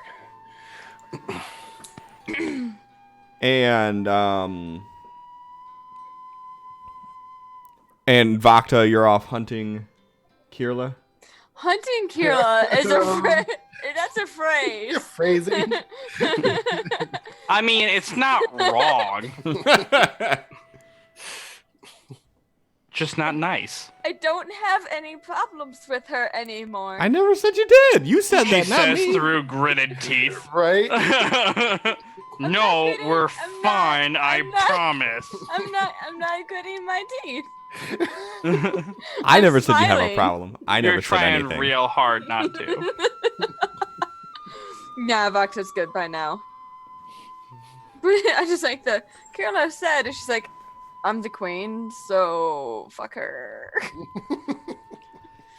I mean, if you insist. I mean, what? Go for it. Have fun. She seems nice. Vardrak's the only man I've seen naked, so I'm a little bit let down. I can assure you. John, your face is I can assure you of one thing, my dear. Blood flow is not an issue. Wow. No, but I'm gonna go That over might be. here. it has wings. So you after looking around for where she is, you find her near the temple. She's making her way from the admin area of the town across the bridge, back towards like the town proper. Killer, a moment, please. She's like, yes, my queen. So, because of this one falling into the same spot of that field more I than said once, sorry. I know you did. We don't know if it's ever going to happen again, especially since it happened twice in a short amount of time. It's not my fault. I don't know how I got there. I'm talking. I'm talking. You're quiet. That's how this goes. So, I have proposed to Demian, who owns the field, that he not plant crops there so to not lose more money, and I have sanctioned that he, with some help, may cut down the trees between his field and the castle, and will be allowed to expand his field there. So, if we have any hands that could help him, I'll help him when we return, but we are about to leave for a necessity. So I will help him upon my return, but if anybody is able to help him until then, I would appreciate it if you could inform them. He said something about not being sanctioned to grow food and stuff in certain areas, and I'm just letting you know that I've allowed him to do this. If that's what you want, we can definitely do it. Just know that everybody has been given an equal acreage, and if we allow him more land, it may offset some of the other farmers. Then you can let them know that it is because someone helping the royal family keeps destroying a certain spot of his field, so we are accommodating the space that we are acquiring. To be fair, it will be an equal amount of acreage because we're just adding that much from the whole over. Basically removing the portion from the middle of his field and letting him expand further elsewhere, because the middle portion of his field will no longer be able to grow crops if someone keeps destroying them. Hey, I paid him ample amounts. I know you paid him, but if this keeps happening through the years, can you really afford to keep paying him for the lost crops every time? Maybe. Well, I will reach out to Alok and see if any of his men can help with felling the trees. I'm not sure that the other farmers will understand the logic behind it, but they can I take will it let up them with know. me upon my return if they wish, and I can explain it to them. As you wish. Thank you, Kira. She nods and she begins walking towards the carpenter's area. All right, so we should go find Vardrak. I mean, shouldn't be that hard. It's rather easy to find, I imagine. Yeah, he's rather loud. You said it, not me. I feel like I'm the one allowed to say it.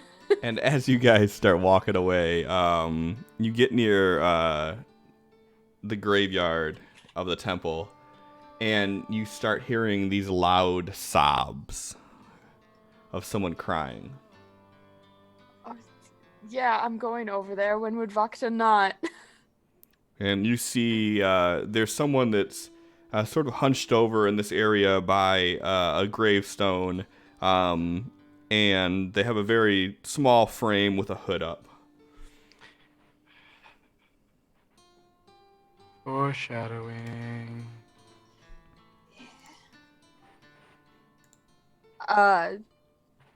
as Vakta approaches, she just slows down and is like, can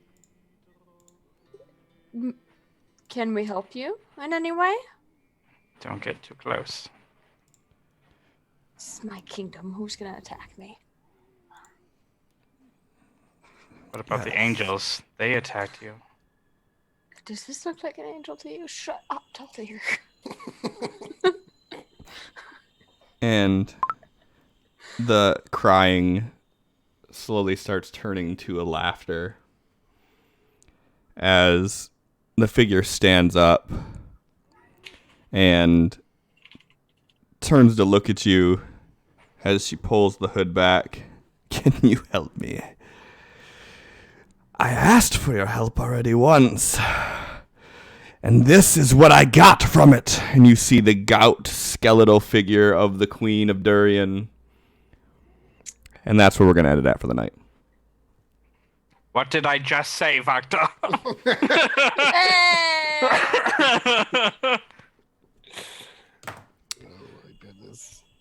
So, thanks for everyone popping in here.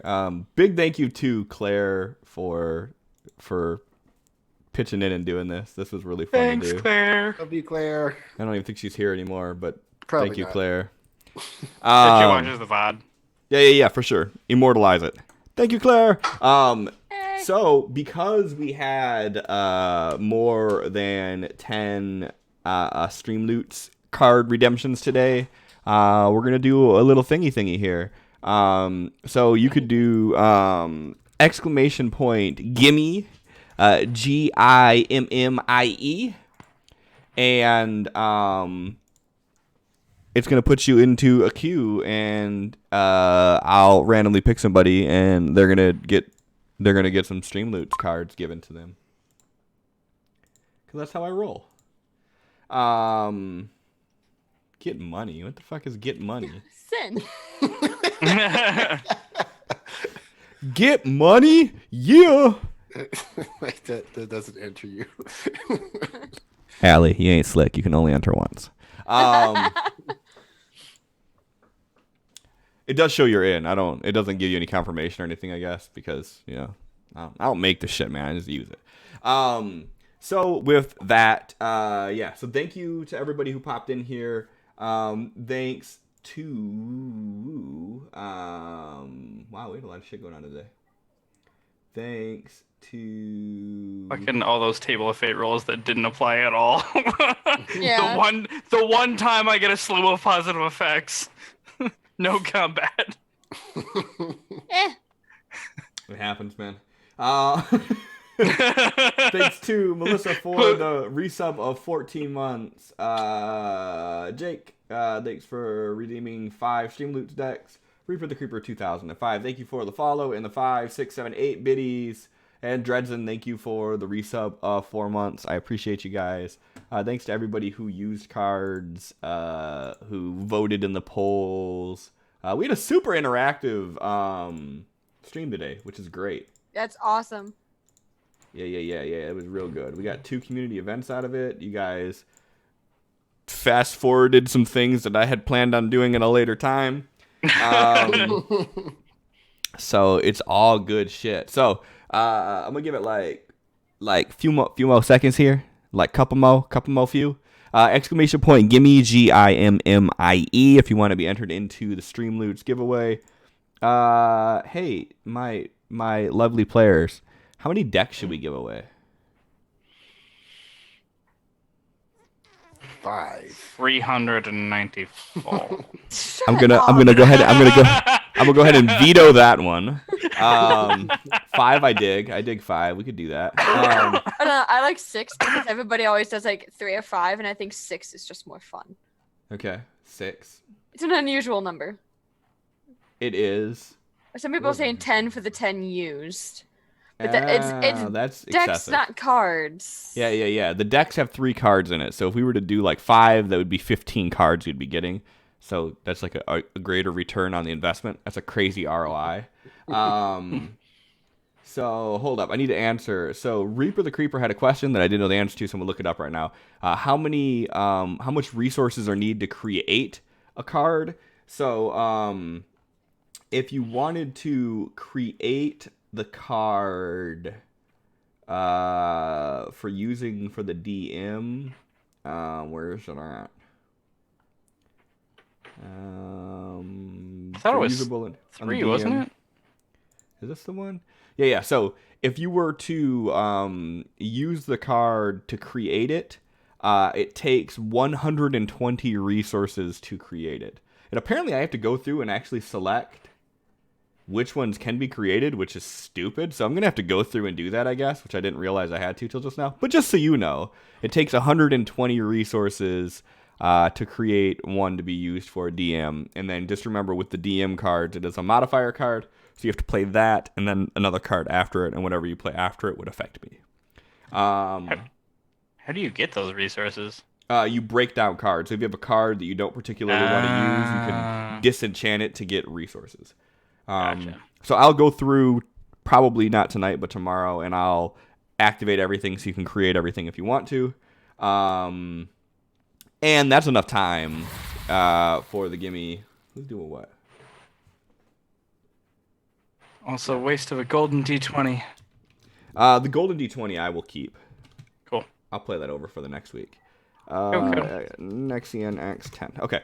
And that's enough time. If anybody wants to get an exclamation point, give me in. Feel free to, in like however many seconds it takes me to figure out where this button is, and then close it. Where the fuck is? Oh, there it is. Okay. 5, 4, 3, 2, 1. Close. Pick random. Gunther the turtle. Yay. Gunther! There, Gunther, you got a prize. Now will you stop bitching? He had a very stressful weekend. Yeah. So it's 5 was John's vote. 6 was Melissa's. Melissa, high or low? Hi. Tends to do well for me. 96. Yeah! 6 So you're saying cards. low, right? Shut up, John. Gunther, you are now the proud papa of 6 decks of cards. Enjoy. And remember, any of the bad ones, you can use them on Melissa because she's the one that gave them all to you. Wait, no, what? Give me the high ones. Yep. So with that, gonna go ahead and close everything off here by